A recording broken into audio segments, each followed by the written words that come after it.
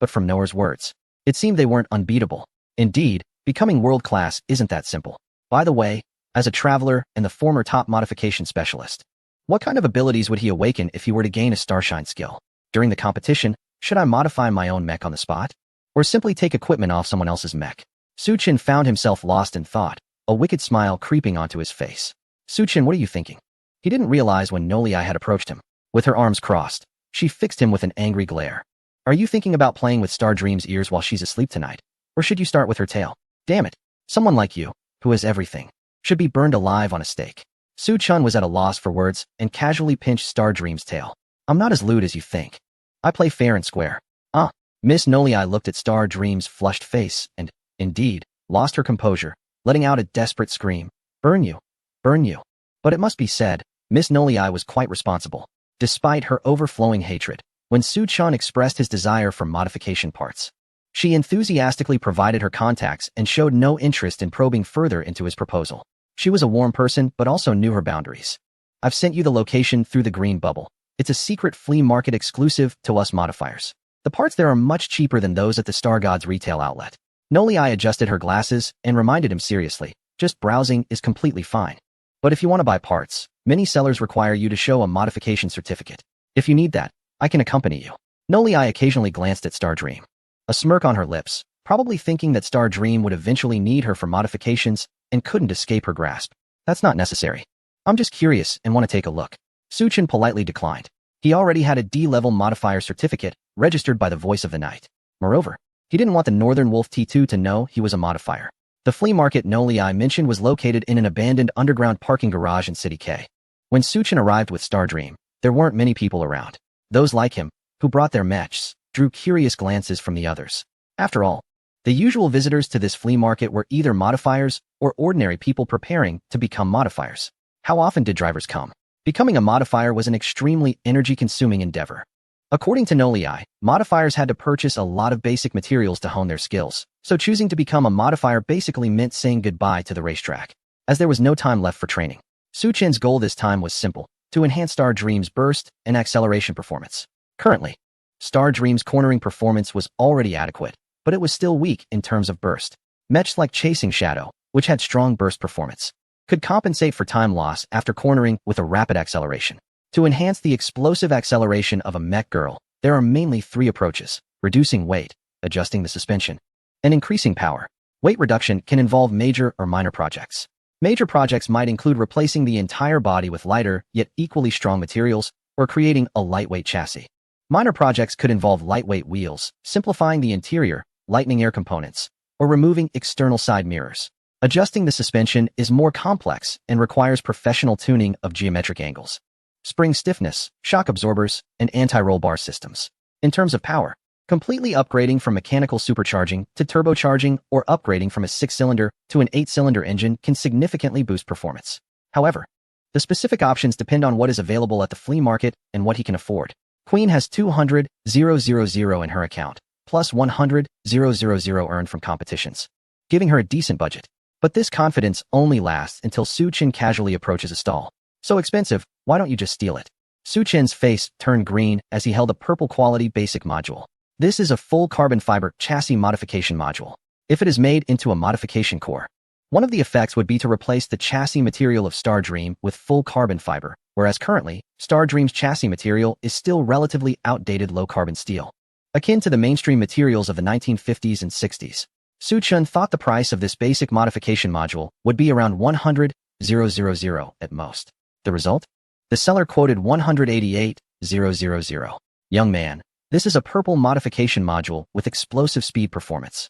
The seller didn't even look up from his phone. If you can make a purple modification core from it, you could still profit.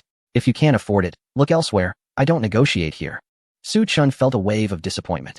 With so many stalls around, what was the point? He turned to leave with Star Dream. Half an hour later, he returned, dejected.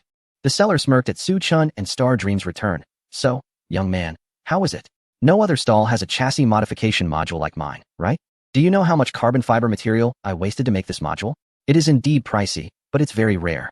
If it were in the premium market, you wouldn't get it for less than 250,000. Suchin remained silent, grinding his teeth internally. The seller was right. No other stalls had this module, and he had his eyes set on it. on the way to the flea market. He had also checked out the junkyard in K-City, but didn't he find any carbon fiber chassis? From the seller's words, it was clear that creating basic modules also requires raw materials. They can't be conjured from thin air. Therefore, the carbon fiber in the junkyard must have been sold out, leaving only some worthless basic materials. He didn't want to give up on this basic modification module. Suchin glanced at the various materials at the stall and asked, "Boss, do you buy modification cores?" "Yes," the seller replied, slightly taken aback as he sized up Su-chun and then looked at Star Dream beside him. "So, are you looking to sell a modification core? What quality? How many?" "First, let me clarify that you need to have a modification specialist certificate for me to accept your modification core. I want to accept the one previously used by the machine girl since a purchase agreement has been signed." He looked at Su-chun and thought he didn't seem like a modification specialist, assuming Su-chun wanted to sell the modification core from the machine girl. "Isn't that ridiculous? Don't rush to close up. I'll bring the modification core over shortly."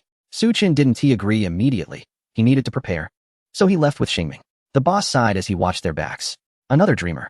Su-chin chose a stall further away and directly purchased 2 blue basic modules that enhanced explosion and speed. One was an engine type, and the other was for lightweight chassis, costing less than 50,000. Then, he sneakily took Xingming to a corner. "What are you up to?" Xingming asked curiously. "I found a way to make money," Su-chin said, narrowing his eyes with a sinister smile. "Now that I have a modification specialist certificate, I can sell modification cores. All I need to do is buy basic modules at a low price in this flea market, synthesize them into modification cores, and then sell them at a high price to make a profit." "Wow." Xingming's eyes lit up, clapping her hands. "That's amazing. Doesn't that mean we can quickly have a lot of money?" "Exactly. But synthesizing modification cores is a probabilistic event, isn't it?" "Xingming," Su-chun said mysteriously, patting her little head, "you know nothing of my power." With that, he directly used his divine hand to merge the 2 blue basic modules into 1 blue modification core. Unnamed Explosion Acceleration Modification Core. Positive effects, speed 4, explosion 7, negative effects, stability 5, endurance 3, cornering 3, grade, blue. This modification core was created for you. Please name the modification core. No special effects? Su-chin frowned slightly, but quickly relaxed. That's normal. After all, it's a pre-made item. How could it compare to the effects of my own modifications? Moreover, the total value of negative attributes is balanced with the total value of positive attributes, which is just robbing Peter to pay Paul. In Su-chin's eyes, this modification core was substandard. The negative effects were too many and too high, making it not worth it. But for the drivers and modification specialists in this world, such modification cores with high negative effects were commonplace when changing cores. Queen was a typical example. If it weren't for the strong negative effects of the modification core, her explosion attribute wouldn't have dropped to just 61. Now, Su-chin was curious. In a time when the most popular attributes among modification specialists and drivers focused on speed, explosion, and cornering, what level would this blue modification core, which enhanced speed and explosion while having a minimal impact on cornering performance, be considered by these specialists? And how much profit could it bring him? Chapter 73. Price hike boss. This is the core I'm selling. What do you think? Su-chin returned to the same stall. He handed the freshly crafted blue modification core to the boss. "You didn't take this off a mech girl, did you?" The boss took the modification core, looking suspiciously at Su-chun. "I tell you, I'm a professional. Those little tricks won't fool me." Seeing Su-chun remain silent, the boss patiently examined the modification core. The more he looked, the more information he received, but something fell off. He furrowed his brows and glanced at Su-chun. After a while, he looked back at the core and suddenly exclaimed, "What the heck?" The boss stared at the modification core in his hand, having analyzed its attributes. Not believing his findings, he put it in a nearby machine for testing, and the results were similar to his analysis. As for why he took so long to analyze it, that's simply because practice and improvement are reflected in the details. "Kid, are you really planning to sell this blue modification core?" The boss scratched his head, considering. "This is a modification core with acceleration and burst attributes, quite rare. Are you sure you want to sell it?" He glanced at Su-chin's mech girl beside him and asked again, "Doesn't she need it?" "I want to get her something better," Su-chin smiled. "So, can I sell it?" "Yes, of course." The boss nodded repeatedly, completely shifting from his earlier indifference to his smiling demeanor. "But we still need to go through the basic process. You have to show me your modification engineer certificate. Otherwise, I can't really buy this core." Not willing to fully commit, he intentionally left his words vague, as he was preparing to negotiate the price. As long as Su-chin didn't have a certificate, he could come up with 1,000 reasons to lower the price. The boss was quite confident about this. It's simple.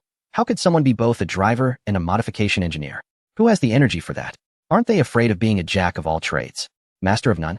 Therefore, He suspected that this modification core was either a gift from someone else or had an unsavory origin, allowing him to offer a significantly low price.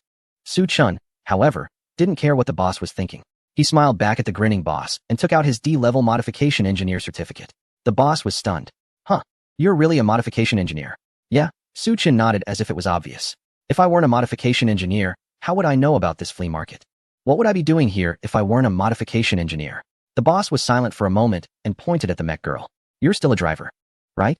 Yes, Su Chun nodded again. A modification engineer can contract a mech girl too, right? Besides, the main function of my mech girl is to keep me warm. Oh, the boss elongated the sound, understanding. Indeed, there are people in society who contract mech girls not for racing, but to treat them as wives. Although the mechanical girls lack the ability to reproduce, they are certainly eye-catching. Furthermore, they do not adhere to the concept of monogamy. As a result, some individuals have a regular girlfriend while secretly dating a mechanical girl. However, it's challenging to have a mechanical girl as a girlfriend because they pursue racing glory. If you don't take them to the racetrack, they won't be happy. No amount of gifts will change that. Mechanical girls are not swayed by such things. The only way to win their favor is to become a responsible and excellent driver. Even if a person is under 1.6 meters tall, weighs 180 pounds, and looks like a caveman, the mechanical girl won't mind. As long as she sees you continuously striving to be a driver, she will be full of expectations and develop feelings for you. The uncle didn't understand how Su Chun managed to make Xingming so devoted. That was someone else's private matter. He just wanted to get a good price for the blue modification core. Young man, the market price for blue cores is between 100,000 to 150,000. I see you're interested in my purple basic module. How about you add 30,000 yuan, and I'll swap it for you. Su Chun grinned. Boss, an acceleration and burst modification core like this, I haven't seen it at other stalls. How about I take it and ask around? If they offer me less than you, I'll come back to trade with you. What do you think? The uncle's expression changed slightly upon hearing this. When he saw Su Chun reaching for the core, he was reluctant to let go. Modification cores are priced based on their level, but that's not everything. There's also the factor of suitability. For instance, this modification core has some negative effects. But if it meets a buyer who urgently needs speed and burst and doesn't care about the downsides, it could sell for a higher price than the market rate of 100,000 to 150,000. There are plenty of wealthy buyers in the mechanical girl market. They are willing to spend big money to find the right modification core. If it's suitable, they might even pay the price of a purple core for a blue core. The characteristics of these blue modification cores focus on speed, burst, and cornering, with speed and burst being particularly popular attributes since most mechanical girls lack these too. These attributes can significantly improve track performance. The uncle glanced at Su Chun and noticed a smirk on his face, realizing that Su Chun had already seen through his reluctance. He was clearly in a bind. Sighing, the uncle conceded, you don't need to go to other stalls. I'll directly trade this purple module with you. Let us be friends. And remember to think of me first when you come across such premium cores in the future. Boss, if you give me the purple module and add 50,000 yuan, this modification core will be yours, Su Chun replied, unmoved but not greedy. He just wanted to make a good deal. What? I have to pay you extra? The uncle widened his eyes in anger. Kid, this is a super rare carbon fiber frame purple module. If this thing becomes a modification core, do you know how much it would be worth? Yes, as you said, the probability of this becoming a modification core is quite low, and if it fails, it's all for nothing. Before it becomes part of the modification core, it holds no significance for the mech girl. I also have to bear the risk of it being a waste. The two argued fiercely, the atmosphere tense. Xingming glanced between the boss and Su Chun, suddenly bending down to pick up a brick from the ground. Mech girls cannot actively attack humans, but they can display a threat. If the boss were to attack Su Chun, she could stop his aggression. That wouldn't count as harming a human. It would be self-defense. Using this brick, she aimed to hit the fierce-looking uncle's foot. With this thought, she quietly hid the brick behind her, her gaze darting around but already locking onto the boss's foot. Meanwhile, Su Chun and the uncle were still haggling. Boss, kid, don't be so ruthless. I can give you at most an extra 10,000. Su Chun, make it 55,000. Boss, at most 20,000. That's my final bottom line. Su Chun, I want 60,000. Boss, 30,000, no more. Su Chun, 65,000. What? The uncle was so angry he could barely catch his breath, pointing at Su Chun, shaking. Why are you raising the price even higher? Are you buying or not? If not, I'll take it back. I don't negotiate on prices, and if you haggle, I'll just raise the price. Su Chun smirked, returning the boss's earlier words. With Xingming holding the brick beside him, who would dare to touch him? The boss, despite being furious, could only glare. How satisfying. The uncle noticed that his argument with Su Chun had attracted the attention of other vendors nearby. To avoid further complications, he could only curse his luck. After so many years of running a stall, he had always been the one negotiating with others. Today, however, he was outsmarted by a young person. Gritting his teeth, he took out his phone. Fine, stop shouting. 65,000 it is. Bring me the payment code. I'll transfer it to you. Chapter 74. Exclusive Secret Modification Master. You're amazing. You managed to get what you wanted without spending a single penny. Xingming also wants to learn, meow? On the way back, Xingming's eyes were filled with admiration, while Su Chun wore a smirk, feeling triumphant. Want to learn? Then tonight. You continue to warm the bathwater for me. No problem, meow. Xingming patted her well-developed chest. Her cat ears perked up with a serious expression. I promise to complete the task. Xingming will definitely keep the water temperature at 42 degrees. You also need to make sure the water has your scent in it. Why is that, meow? That way, it needs to soak for a long time. Because I like it. Yizur. Xingming's little mind wouldn't think too much. She just needed to know that Su Chun liked it. As long as Su Chun liked it, she was willing to do anything, no matter how strange. Su Chun was taken aback. He had only been joking, but unexpectedly. Xingming agreed immediately. This little girl really had no scheming whatsoever. She was too innocent. A wave of guilt surged in his heart. But it was quickly diluted by the joy of having purchased the parts. He hadn't spent a single penny of the 300,000 he had. However, he hadn't bought anything less. Aside from the purple basic module, he had also used the same method to sell modified cores for a profit. Purchasing a full set of carbon fiber air component basic modules, a set of blue quality lightweight wheel modules, a set of purple quality semi-hot melt adhesive tire modules, and a stylish maid outfit for the machine girl. He hadn't spent any money. It was a zero-cost purchase. However, the 2 blue modified cores he crafted afterwards weren't as exceptional. He wasn't foolish. It was precisely because the flea market was so large that he dared to operate this way. Otherwise, this kind of core crafting and reselling behavior could easily attract suspicion. When he presented the payment code today, he caught a glimpse of the uncle's phone screen, where a group chat notification popped up, revealing it was from the flea market owners group. Tonight, those owners would definitely discuss their transactions in the group, and they would inevitably talk about this peculiar buyer. Needless to say, he would certainly be exposed by these owners, and after a few exchanges, they would quickly realize something was off about him. Su Chun was well aware of this, but he still proceeded with his plan. This was because he would never return to that flea market again. Let those owners guess as they please. Upon returning home, after feeding and watering my Xianfeng and cleaning up, Su Chun placed all the items he bought on the balcony. Queen's Place didn't have a workbench, but fortunately, the balcony was spacious enough. He sat directly on the floor and began to fiddle with these basic modules. These basic modules couldn't be used as they were. They needed to be properly checked and adjusted with the divine hand before being transformed into modified modules. Su Chun wasn't sure if this process would enhance them. He was simply acting in accordance with the basic responsibilities and professional ethics of a chief modifier. Not seeing the detailed parts and not understanding them made him feel uneasy.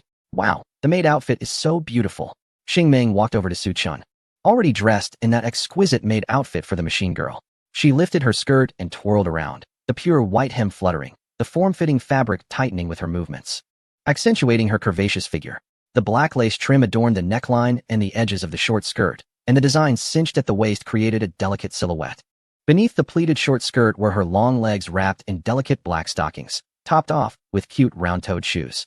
What was most striking was that a clever little round hole had been cut at the back waist of the short skirt. Her fluffy, soft cat tail was perfectly poking out from it, swaying back and forth, clearly in a good mood. As her tail swayed, it occasionally lifted the skirt slightly, revealing the upper thigh wrapped in black stockings, a glimpse of her alluring realm. It was quite seductive, to say the least.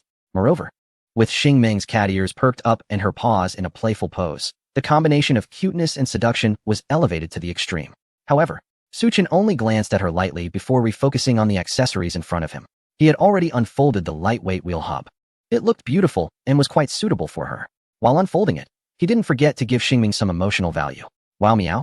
Xingming stared at Su Chun blankly. Pouting, Master, you are so perfunctory. However, seeing Su Chun working seriously, she obediently nodded. All right, Master, I'll show you later. I'm going to show Queen Sister first. She turned around and walked away with her phone. Before long, Su Chun heard a series of clicking sounds behind him, clearly indicating she was taking selfies. Xingming posed with a peace sign against Su Chun as a backdrop, squinting and smiling sweetly, then clicked. She first sent the selfie to her only friend, Queen, and then opened her empty social media feed, scratching her head. After hesitating for a moment, she finally decided to post and edit. Masta bought me a new car cover. Super beautiful. I really like it. Masta worked hard as soon as he came back. Didn't he spend any money but got a lot of great things today? Super awesome. Click to send. That was her first post on social media. In the past, she was very envious of the other machine girls in the League Academy. Because those machine girls all had phones given by their drivers, or some had bought them with their own money. Having a phone made it easy to make friends. But she didn't have one. She couldn't bear to spend her little money on a phone. This led to her losing contact with the machine girls she got along with, as they had no way to stay in touch. After all, the League Academy was so large that it was difficult to run into those girls again. As a result, after 3 years in the League Academy, while others had several close friends, she didn't have a single contactable friend. So when she needed help, she could only ask one tuning shop after another, enduring disdain, and then getting scolded when she returned. But all of that was in the past. Xingming looked at her empty social media feed filled only with advertisements, yet felt very satisfied. Now she was following Su Chun, and her days would only get better from here. She would have many machine girl friends, and her social media would become more lively. Ding! Just as Xingming was about to turn off her phone to find Su Chun, she saw someone liked her post. It was Queen. A chat box popped up right after. Xingming, your car cover looks really nice. Did Su Chun buy it for you? Yes. Xingming quickly typed, and Masta didn't spend a penny. He first bought, forgot meow. Anyway, he bought a lot of things and sold a few tuning cores. And then he became very rich meow. Although Xingming's description was vague, Queen understood. Su Chun must have bought basic modules, then synthesized tuning cores, and sold them to the boss. There was just one thing she found strange. Was Su Chun's success rate for synthesizing tuning cores really 100? What is your master doing? Xingming turned back and saw that Su Chun was already surrounded by 4 tires and a huge frame. His hands moved quickly, performing operations that Star Dream couldn't understand. Masta was probably modifying something? Star Dream tilted her little head, her cat ears twitching. It must be a modification, although it looked completely different from what she saw in front of the night team. Queen remembered that she hadn't seriously looked at Su Chin's modifications yet. Since he could ensure a high success rate for core output, it must be different from the night teams, right? Even if she didn't have the chance to enjoy Su Chin's modifications up close, it was fine to take a look from a distance. So she typed, "Can you show me? I want to appreciate a man working seriously." Star Dream hesitated for a moment. What Masta was doing now was a special secret modification unique to her. Some processes were quite embarrassing. She really wasn't sure if she could show it to Queen. Chapter 75. The Real Advantage. Masta, Queen's sister wants to see you. Can you show her?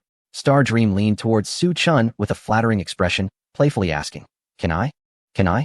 The handsome Masta wants to share with the whole world. Su Chun didn't look up. He was troubled by 4 wheels that clearly didn't fit Star Dream. He casually replied, I'm not hiding anything. If you want to see, then look. Yay. Star Dream cheered and typed to Queen. Masta said he is willing to show everything to Queen's sister. You can take a look freely. At the headquarters of the Night Voice, Queen blushed as she looked at the message on her phone, her wine-red eyes slightly squinting. Did Su Chun really say that? Humph. Still showing off. A slight smile appeared at the corners of her mouth, and she didn't even notice it. Soon, Star Dream's video call came through. The first thing she saw was Star Dream's adorable face.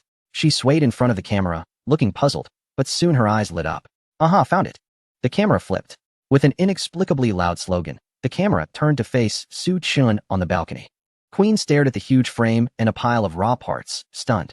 What did Su Chun buy these raw parts for? These parts couldn't be used by the machine girls at all. Only modelers would use these parts for modeling practice, ultimately aiming to create basic modification modules. However, she remained silent, just watching quietly. Since Su Chun could modify Star Dream well, he must have his own set of plans. Su Chun was unaware that a camera was pointed at him from behind. His previous response to Star Dream was purely instinctive. At this moment, he was very annoyed because the wheel module unfolded to reveal a truck size. Could this be used for Star Dream? It was like trying to fit a size 34 foot into size 44 shoes. How could that be comfortable?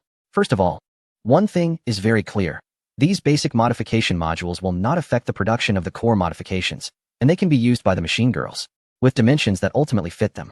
However, Su Chun just feels uncomfortable all over. It's imperfect. It's like pre-packaged food. Even if it's braised pork, it doesn't suit everyone's taste. Some people prefer sweet flavors, while others like salty ones. As a chef, how can one be so perfunctory? Unfortunately, there are no machine tools. Su Chun sighed as he touched the brand new wheel hub, thinking, if only this divine hand could modify these parts to fit the dimensions of Star Dream. As soon as this thought arose, Su Chun felt a tingling in his brain, and then he saw the wheel hub in his hand visibly shrink in size. It eventually transformed into a clearly suitable 23-inch wheel hub for a racing car. Wow, it really works. Su Chun was stunned, incredulously touching the wheel hub. The tires he had previously found for Star Dream were all suited to its body dimensions, and when modifying the engine, he was only adding and replacing parts. If he had known the divine hand was this powerful, well, it seems knowing wouldn't have helped much. as he still had too little understanding of the basic modification modules back then. After changing the wheel hub size, Su-chun converted it into a basic modification module. As expected, this basic module underwent some changes, just like the previous engine. Precision Lightweight Wheel Hub Basic Module, Blue. Indeed. Su-chun noticed the name of this basic module had changed, with the prefix precision added. Meanwhile, the original information for this basic module was speed 13, burst 13, stability 35, and greatly influenced by other basic modules. Now it has become speed 24, burst 24, stability 3, and generally influenced by other basic modules, limited to racing-type machine girls. This means he had only made slight adjustments. Even just making this wheel hub fit the body dimensions of Star Dream has improved the quality of this basic module. No, it should not be an improvement in quality, but rather an enhancement in adaptability. Su-chun stroked his chin and pondered. He had yet to see a truck-shaped machine girl, but he couldn't confirm that none existed. Most machine girl forms are primarily racing cars and off-road vehicles. The former is the most numerous. So he has only improved the adaptability of the basic module by modifying the dimensions. Thus, this basic module now has the condition of being limited to racing-type machine girls. Next, Su-chun continued to unfold the semi-melt adhesive tire module, purple, and carbon fiber air component module, blue. As he had thought, the original accessory sizes of these basic modules after unfolding were very strange. Take the semi-melt adhesive tire module for example. The 4 unfolded tires look like those on a bicycle. The air component was even more ridiculous. Its monstrous size could easily be installed on a small helicopter. Haha. Now he finally understands why the success rate for modification masters synthesizing core modifications is so low in this world. Su-chun looked at these dimensions and the various materials of the original parts, feeling both amused and exasperated. In simple terms, the core of modification is about connecting and piecing together basic modules. But how can you piece them together if the sizes don't match? He boldly speculated that the instances where a modifier successfully creates a modification core are when they happen to get basic modules with the right hidden dimensions. Or, even if the dimensions aren't quite right, they can force them together, but this would lead to a significant drop in the quality of the modification core, making its attributes virtually worthless. His ability to create modification cores with 100 success is partly due to his exceptional skill. If he doesn't expand on the parts to correct the materials and dimensions, the core he produces will still have major defects. Like the 3 defective products he sold at a flea market. These issues are ones that modifiers simply cannot resolve. Both modifiers and modelers are unaware of the original part dimensions of the basic modules or whether the materials are qualified. The basic modules purchased by modifiers are completely random. The dimensions of the basic modules manufactured by modelers are likely also random, or each person has their own style. It would be strange for such haphazard assembly without any standards to produce good cores in bulk. But he can solve this. He can expand the basic modules. He can see and correct the dimensions of the original parts. Even if he can't expand them, he can find suitable parts for his needs in a junkyard. If all else fails, as long as he has a machine tool and basic materials, he can create parts tailored specifically for his needs. This is my advantage. Su-chun exhaled, a spark flickering in his eyes. He not only possesses modification knowledge that surpasses all modifiers in the current era, but he also has a unique advantage that these modifiers lack. With his modification knowledge and exceptional skill, his mechanical companion can undoubtedly become a perfect statistical anomaly. This perfection doesn't require suppressing the nature of the mechanical companion. Rather, under his perfect modifications, it can unleash its performance to the extreme, becoming a true boss-level presence on the racetrack. The mindset of modifiers in this world is rigid, data-driven, and mechanical, much like a group of robots. They do not understand the principles of aerodynamic kits. Su-chun played with a wrench, examining the enormous aerodynamic component in front of him with a slight smile. Thus, they would never think of the benefits of a retractable wing. Chapter 76. Demon Core? There are many types of retractable wings. The most basic type is, of course, the automatic trigger type, which rises when the car turns and lowers to reduce drag when driving in a straight line. Beyond that, there are electric wings, adjustable angle electric wings, dual motor 3-stage active retractable wings, and AI chip-controlled wings that adjust in real time based on the car's speed and condition on the track. The only downside to such wings, apart from their high cost, is that they are expensive to produce. Currently, Su-chun could only consider the basic version. He took a moment to check his phone for information. Indeed, there are no fully automatic aerodynamic components in this world. Therefore, there certainly aren't any machine tools for manufacturing such components. If he wants to create a high-tech AI chip electronic control air kit, not only does he need machine tools, but also corresponding electronic systems. The foundational preparations required are extensive, and currently, there is simply not enough time or funding to complete such a massive project. However, it might be possible in the future. His thoughts returned to the aerodynamic kit in front of him. Since the divine hand can control the size of the original components, controlling the size of small parts like screws shouldn't be a problem, right? Su Chun tried it out and found that it indeed worked. Not only could he control the size, but he could also change cross screws into straight screws. He could even bend and reshape various materials with his thoughts. Aside from not being able to change the raw materials, he could do as he pleased. In less than half an hour, Su Chun created a basic automatic adjustable rear wing. This automation was derived from the balance rod. The balance rod sensed the car's state based on its tilt angle, determining whether the race car was in a straight driving state or negotiating a turn. When the balance was disrupted, the rear wing would instantly pop out. As the car exited the turn and balance returned to normal, the rear wing would retract immediately. However, this was limited to the rear wing. He couldn't modify the side skirts and front splitter for now, as the balance rod was difficult to adapt, and those two components could only be controlled mechanically or electronically. All of this was under the watchful eyes of Queen and Xingming. Xingming was sitting back in her chair, resting her chin on the backrest, looking a bit drowsy. Meanwhile, Queen was focused, her eyes fixed on Su Chun's actions without blinking. She saw Su Chun tilt a component shaped like a rear wing.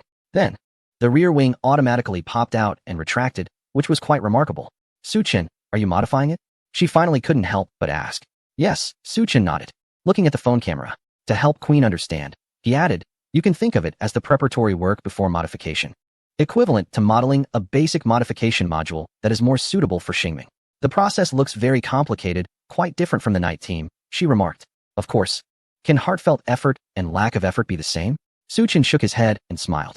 Heartfelt effort? Queen's eyes brightened, deep in thought. Next, it was time to see if the self-adjusting rear wing could be perfectly integrated into Xingming. Su Chun merged the rear wing with the other components into a basic modification module. It could indeed be directly installed on Xingming like the first modification, allowing it to automatically transform into a basic module. However, since he was already in this world, he would try to align with the customs of this world as much as possible without affecting the final quality, to avoid being regarded as peculiar. Holding the newly transformed basic modification module, some information appeared in his view. Exquisite self-adjusting air kit. Purple, cornering 5, speed 3, burst 1, stability 1 condition. Perfect. Minimally affected by other basic modules, the blue basic module had turned into a purple basic module. Su Chun squinted slightly. Was it because the technology had upgraded? However, it makes sense that the old tail wing transforming into an elevating tail wing is indeed a qualitative improvement, and it should enhance the quality. This way, it seems like there's another avenue for him to generate wealth in the future, but it seems like it shouldn't be exposed too much. Su Chun scratched his head in distress. It's not that he is overly cautious. It's mainly because this is a high-level martial arts world, and the prospect of a good life is right in front of him, yet he hasn't had enough comfort. The next steps were simple. With the help of the divine hand, the carbon fiber frame and tire sizes were all changed to match those of the Star Dream. These basic modules also featured the suffix precise, and their attributes improved somewhat. However, since the original components' materials were not changed, there wasn't a qualitative leap. He held two basic modules in each hand, merging them together, as a mysterious force surged from the divine hand. After about 2 minutes, a modification core radiating a blue-purple glow appeared in Su Chun's hand. Star Dream was already asleep behind him, breathing evenly. Only Queen was intently watching through the video.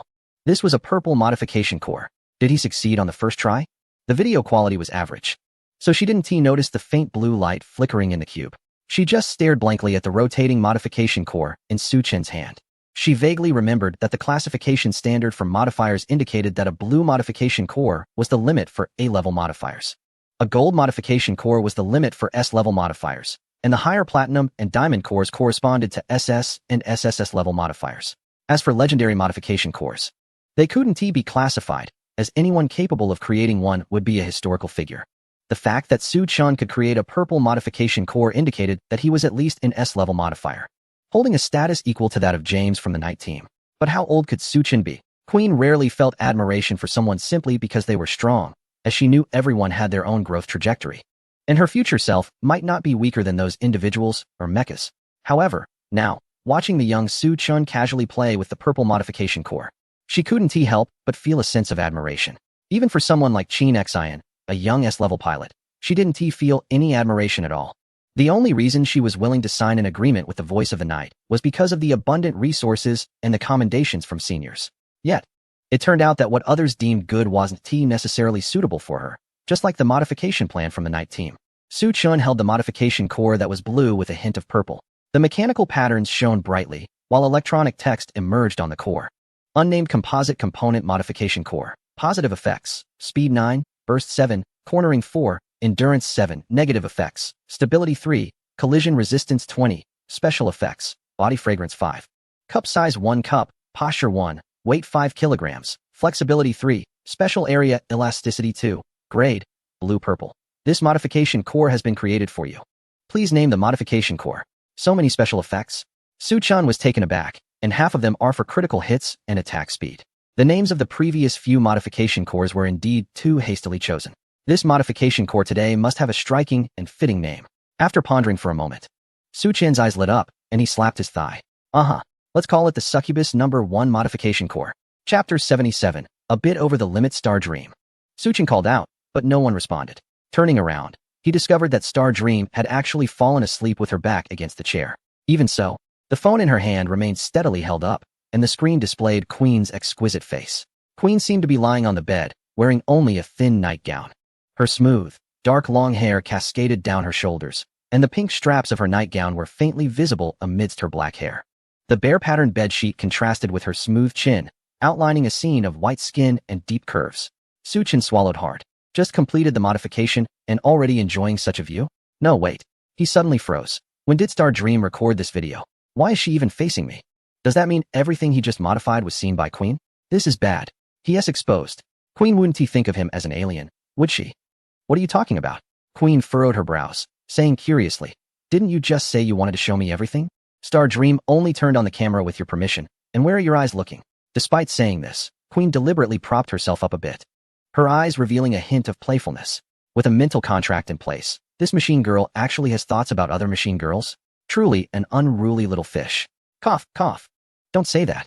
Su-chan, feeling guilty, averted his gaze and stubbornly replied, I just think your collar looks quite nice. Nice. This is a symbol of a malfunctioning machine girl, you know?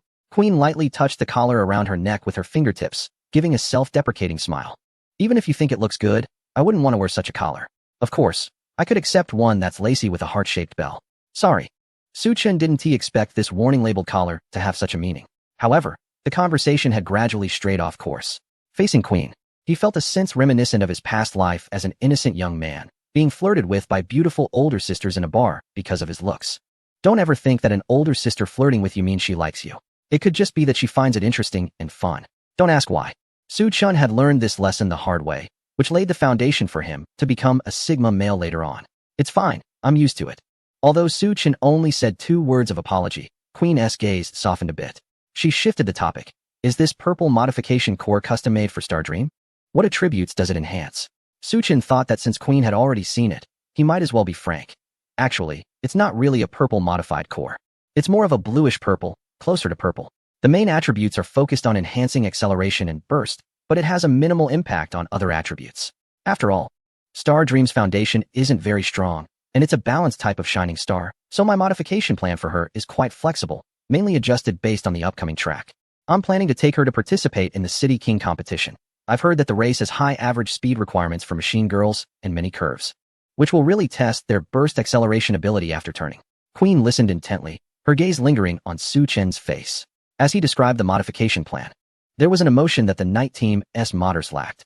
This emotion was filled with consideration for the machine girl and confidence in his work. He truly regarded Star Dream as a partner, not just a tool for glory. Queen felt envious of this. Unfortunately, Su-chan was neither her driver nor her modifier. The City King competition, huh? She tucked a stray hair behind her ear, letting out a soft sigh to mask her disappointment. The difficulty of that track is quite high, and there are many skilled competitors. If you don't prepare well, both you and Star Dream could easily stumble. We'll work hard, Su-chan nodded, knowing full well that with a title like City King competition, the level of competition would be fierce. Even if not all of them were professional drivers like Yu-ming or Su-che, they would certainly not be far off. What about you? Su-chan glanced at the collar around Queen's neck and pondered, what are your plans after this? Oh, are you concerned about me? Queen's expression brightened, and she blinked, smiling as she replied, the knight's voice is much more comfortable than my home. Everything is taken care of, and Jessica is almost like my nanny. The best part is I don't have to get up in the middle of the night to take care of McFlurry. The chubby orange cat lying by the sofa seemed to understand what Queen was saying and meowed discontentedly at Su-chan. Do you want to see McFlurry? Su-chan asked. Queen pursed her lips. Sure, let us take a look. Su Chun brought McFlurry in front of the camera. This orange cat was very affectionate, especially with Star Dream, though it was slightly aloof with him. However, it could be held without getting angry. McFlurry, you have to behave and not scratch or bite anyone. Queen waved at the orange cat, her tone gentle but saying things that could choke a cat. I'll come back to see you after I'm done here. You should eat less usually. You need to lose weight, or you'll kick the bucket later due to high blood pressure. And don't howl randomly at night. You've already been neutered, and no female cat will be interested in you. McFlurry meowed in anger and immediately broke free from Su Chun's hold, running away without looking back. It sat by the floor-to-ceiling window on the balcony, gazing at the night view, its back showing a hint of sadness. Is it really okay to discourage McFlurry like that? Su Chun pulled his gaze away from McFlurry, his lips twitching slightly. It probably doesn't he understand anyway. Queen squinted and yawned, her voice soft and drowsy as she said, it's already late, let's call it a day. Remember to say goodnight to Xingming for me. She stretched, the pink straps of her pajamas slipping off her smooth, rounded shoulders, making the snowy scene below her neck look even more vibrant. It was hard to tell if it was intentional, but just as Su Chun widened his eyes to observe carefully, the video suddenly cut off. Su Chun stared at the completely dark screen for a few seconds. What a tease. He shook his head vigorously, trying to dispel the snowy scene in his mind. Xingming, wake up. It's time to change the core. He poked at Xingming's soft, cute face.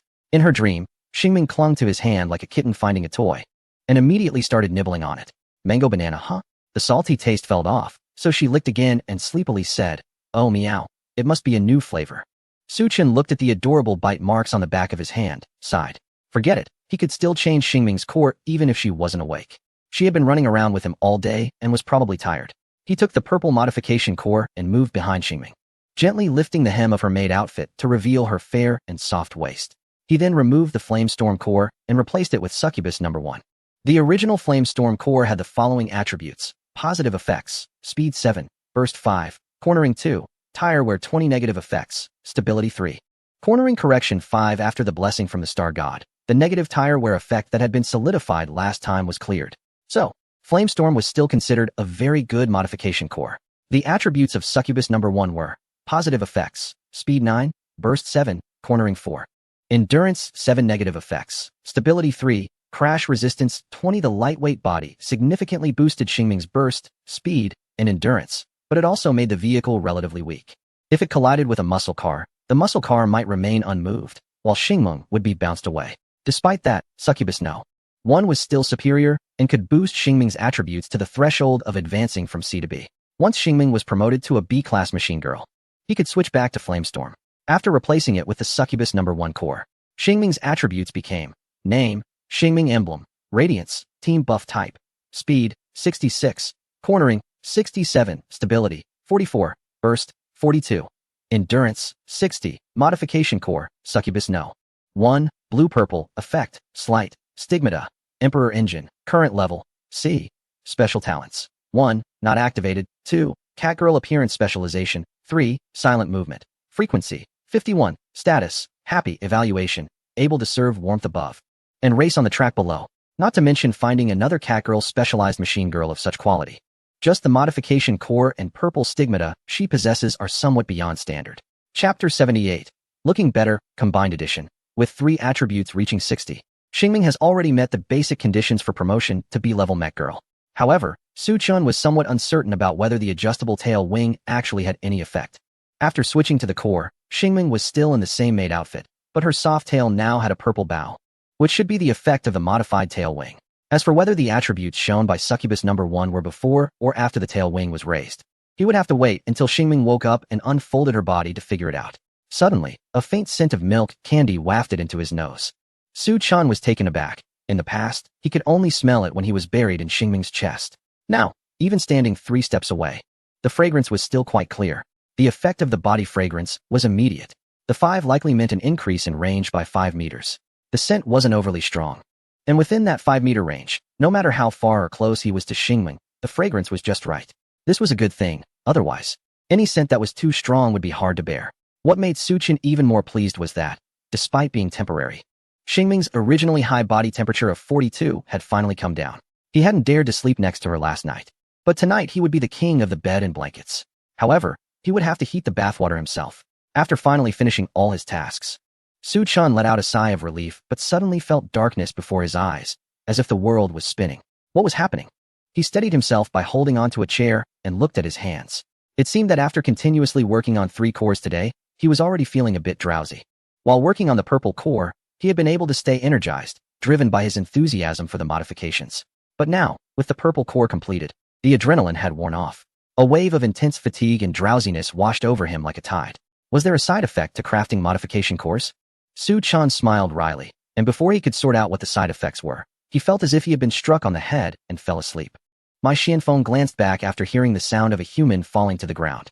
She didn't understand why the man, who had just been exuding a strong masculine pheromone, was now lying under the dining table fast asleep. If it were her, she would only think about finding a little female cat. She turned back to look out the floor-to-ceiling window, contemplating the future. The room was quiet, and no one noticed the white strand of hair that had appeared on the back of Su Chen's head.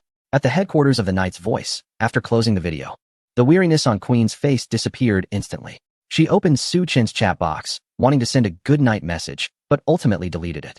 She opened her friend's circle, but unfortunately, it was empty. What a monotonous man, she sighed. In this cold, lonely room, how could she possibly sleep? She just didn't want to disturb Su Chen and Xingming's rest. On the bedside table lay the modification plan from the night team and a disclaimer. The modification plan was already signed.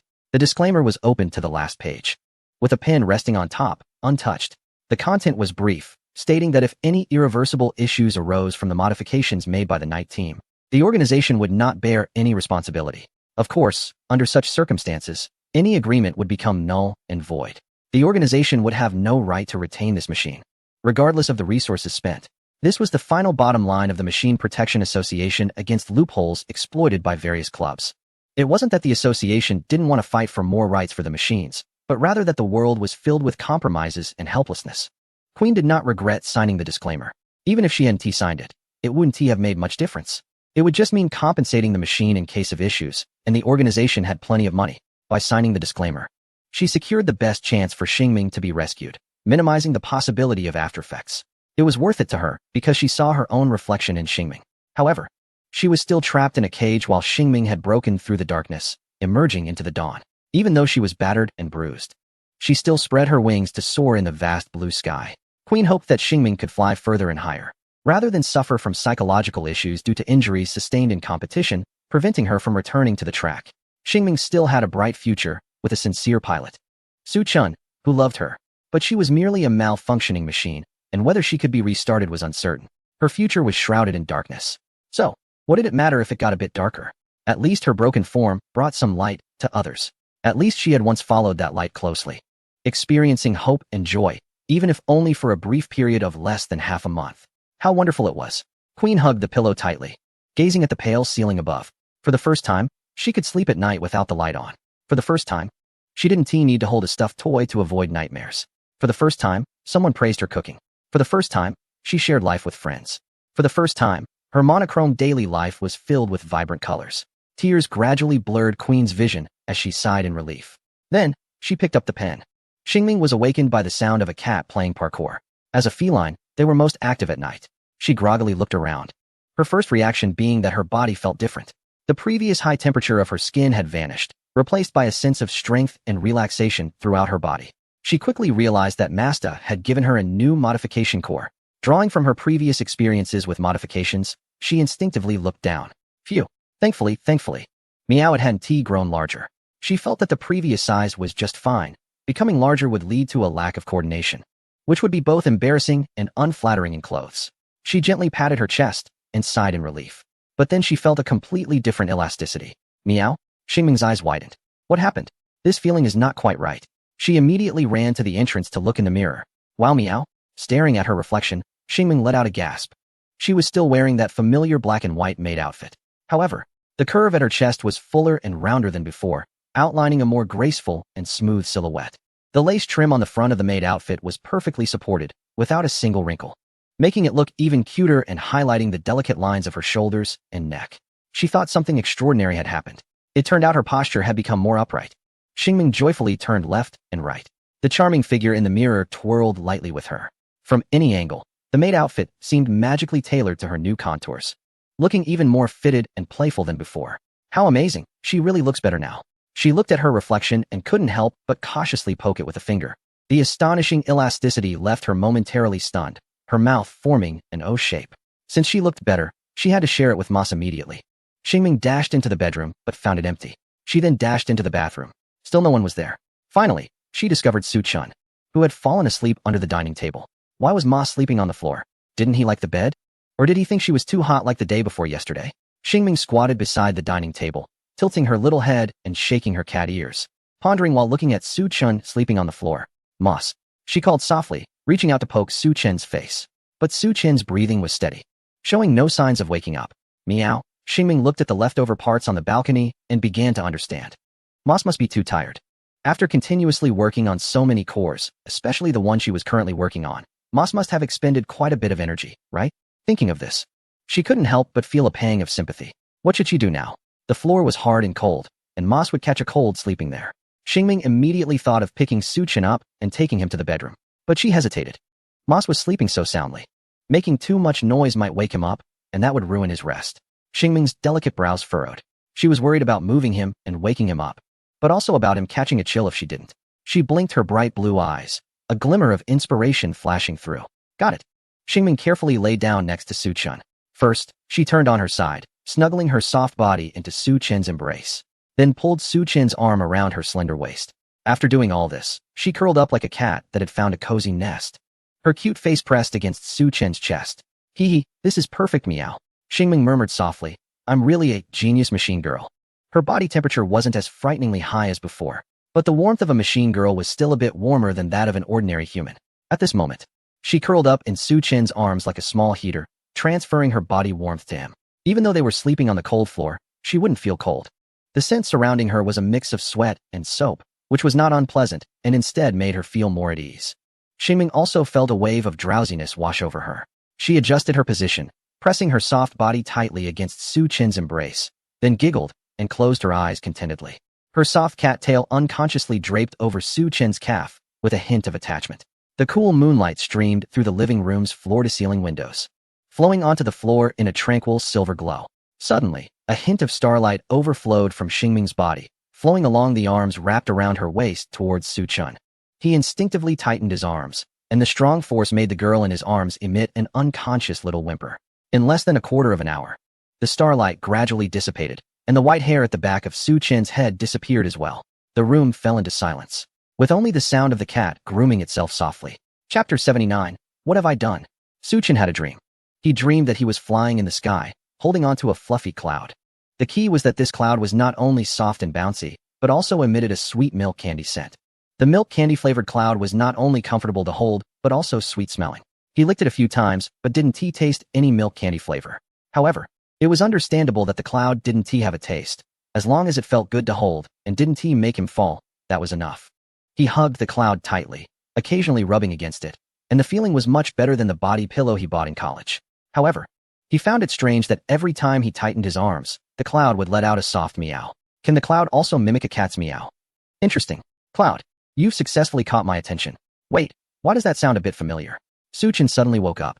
The expected soft bed sensation didn't come. Instead, he felt the cool, hard floor beneath him. He was dazed for a moment, and as his vision focused, he saw not a familiar ceiling but the wood grain under the dining table. More importantly, he was indeed holding something. The cloud was still soft, radiating genuine warmth and a faint sweet milk candy scent. He instinctively tightened his arms and rubbed against it. The texture was top-notch, softer and more comfortable than a pillow. A soft, slightly aggrieved whimper, laced with sleepiness, resonated against his chest. Su Chen froze, fully awakening from the remnants of his dream. He suddenly looked down, and what came into view was a cascade of smooth, silvery long hair, with two fluffy, slightly trembling cat ears adorably drooping amidst the strands. The delicate little face of Xingming was nestled against his chest, slightly lifting due to his movements. Her deep blue eyes were still filled with the confusion of waking up and a hint of accusation from being mistreated. Her petite nose crinkled slightly, and her soft pink lips were unconsciously pouted. Her slender arms were still wrapped around his waist, making her feel like a large, warm plush toy tightly held in his embrace, unable to move. Xingming? The cloud of sweet milk candy he dreamed of was now being used as a pillow, pressed against the floor. It seemed she had not fully awakened, her gaze innocent, yet somewhat wronged. She sniffled, her soft voice carrying a hint of nasal tone, with a touch of coquettishness mixed with confusion. Master, are you awake? But why are you licking Xingming's face, like a little dog? Su Chen noticed that there was indeed some moisture on the right side of Xingming's face. No wonder the cloud in his dream smelled sweet, but tasted bland. What had he done? Their eyes met. The clarity in Xingming's eyes reflected his face vividly. They were so close that Su Chun could count her long, curled eyelashes. He could feel her warm breath, carrying the scent of milk candy, gently brushing against his chin. The drowsiness on her face mixed with a hint of innocent bewilderment, making her seem as defenseless as a newborn creature. Her slightly pouted pink lips, at such an ambiguous distance, exuded silent temptation. A strong impulse surged in Su Chen's heart. It felt like an engine revving up, the RPM gradually increasing. It was an instinctual desire. He couldn't imagine how bright and cheerful he would become if he could just kiss her. Gulp. His throat involuntarily moved, and his body seemed to have its own thoughts. Slowly and tentatively leaning down, his gaze was firmly locked onto her delicate lips. Xingming sensed Su Chen's approach. She blinked, her eyelashes fluttering, a hint of confusion and shyness flickering in her clear eyes. She didn't understand why she felt shy, but her cheeks involuntarily flushed a shade of pink that gradually spread to her ears. Was Masta getting so close to ask her to check for nose hair? Well, after being criticized by Queen's sister last time, she had trimmed them nicely, very clean. However, stubble had grown back. They were getting closer. Xingming stared blankly at Su Chun, her mind only occupied with the thought of whether checking nose hair and stubble required such proximity. Masta's body was completely pressing down on her, making it a bit hard for her to breathe. Although this feeling wasn't unpleasant, it still felt a bit strange. Xingming didn't shy away. She merely tilted her head in confusion, her gaze pure as if it were crystal clear spring water. It was this untainted innocence that momentarily cooled the impulse within Su Chen's heart. Just then, a sound echoed. A loud and rhythmic sound of scratching litter erupted from the corner of the living room, as if the cat was digging through the ground with great determination, instantly breaking the subtle atmosphere under the dining table.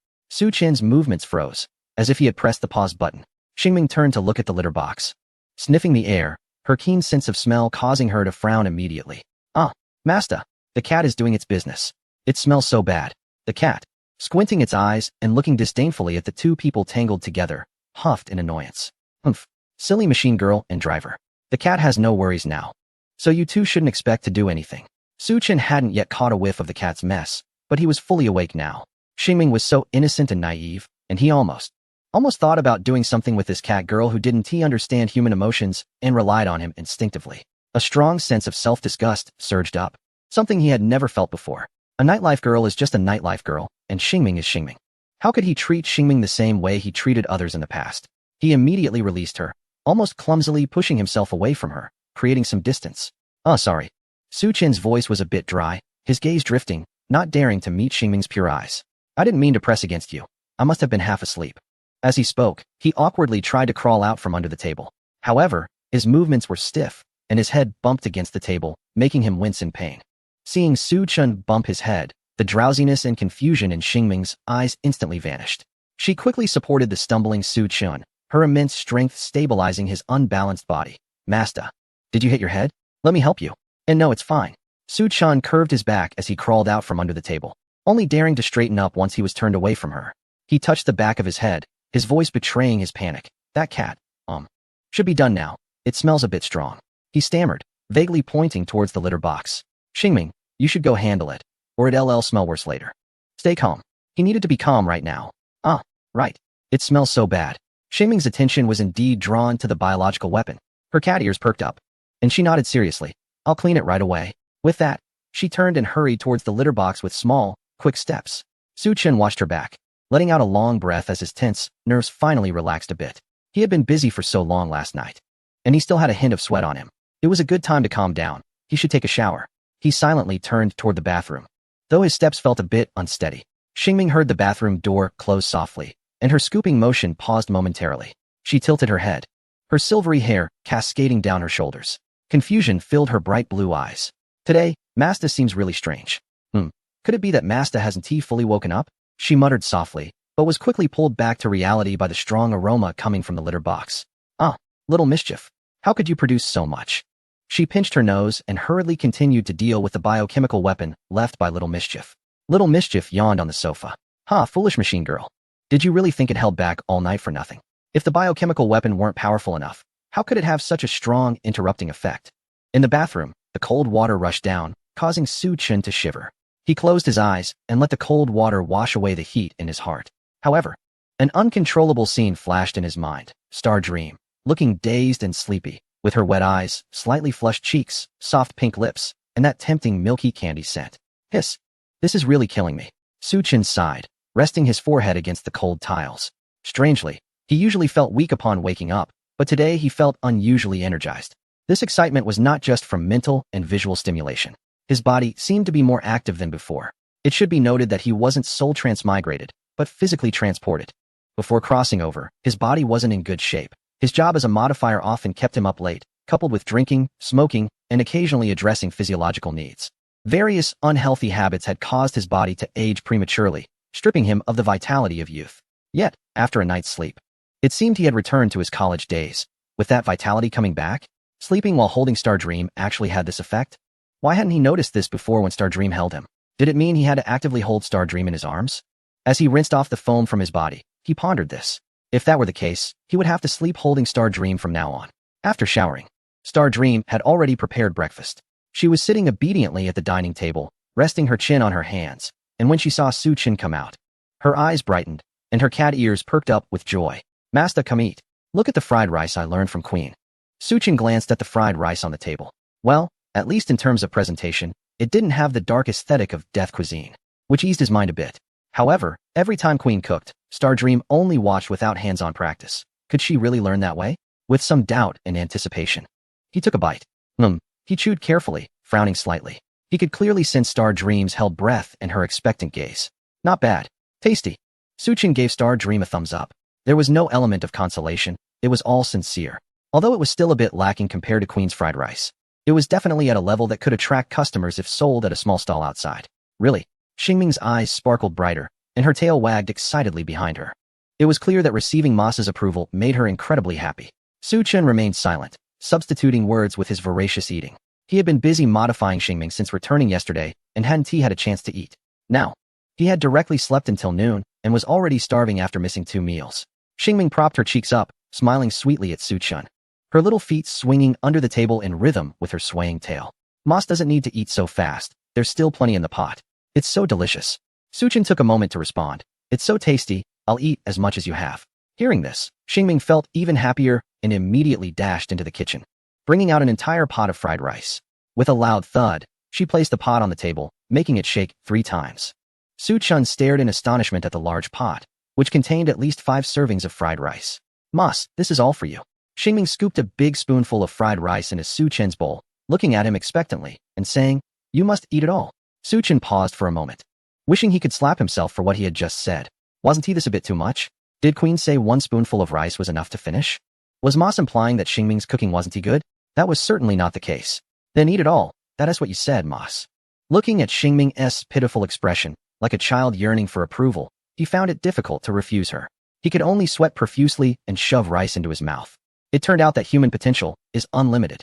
Su-chin finished the 6 servings of fried rice. He vowed that for at least a month.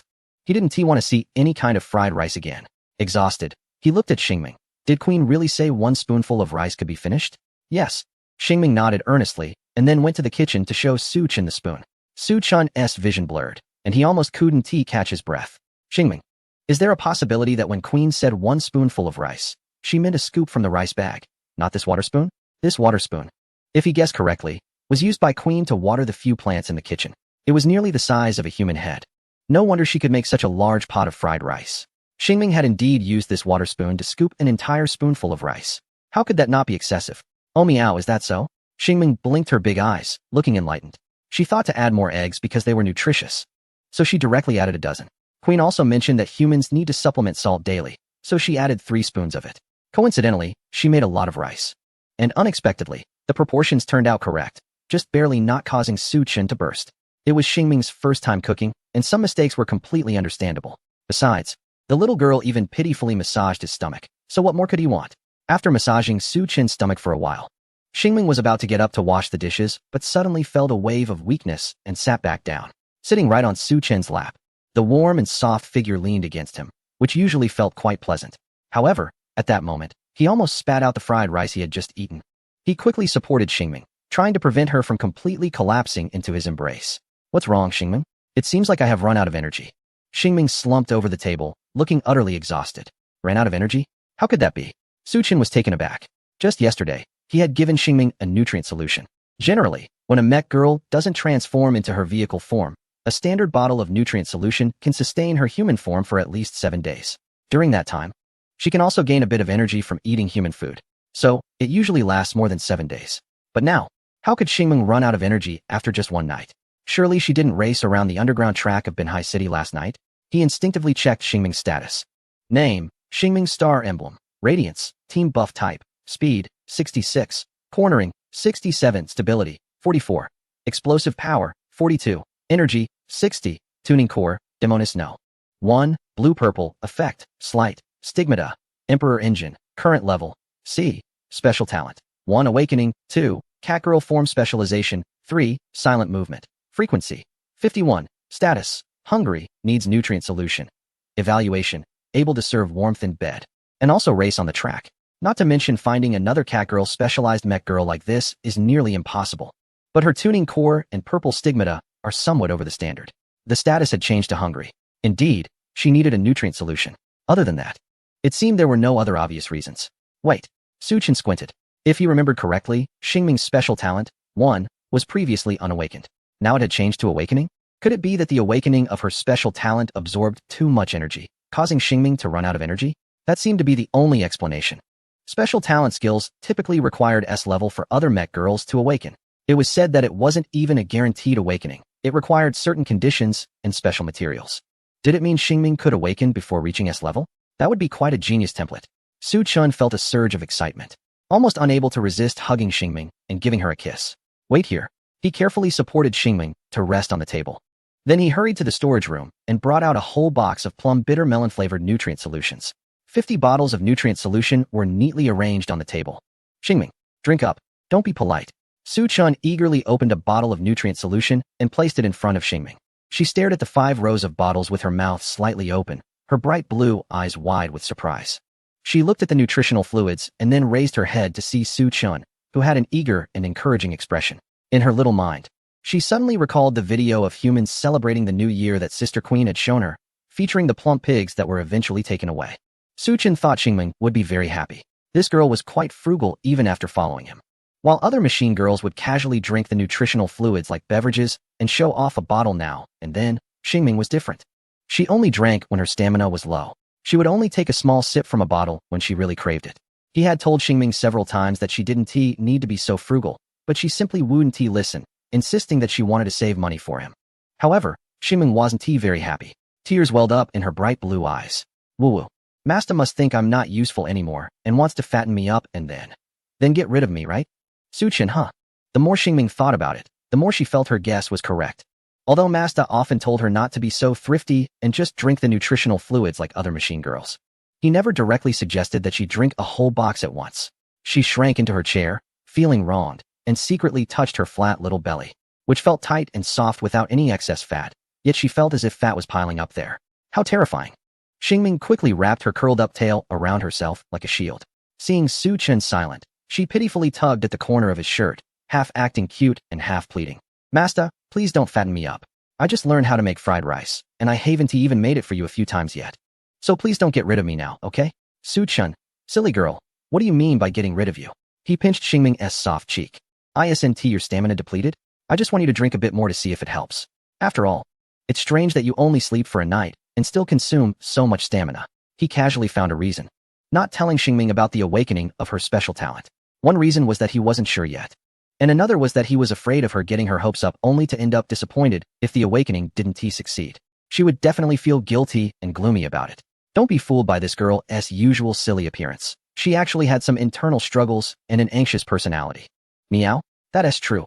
Xingming nodded while touching her chin, believing him without doubt. It is indeed suspicious that my stamina was depleted overnight. Masta is truly observant. Suchin, clearly, it's you who is silly. He silently complained in his heart. Xingming directly picked up a bottle of nutrient solution, skillfully opened it, and then tilted her head back to gulp it down. In less than 2 breaths, she finished the entire 1,000 milliliters. Her swift and decisive manner reminiscent of a storm's consumption.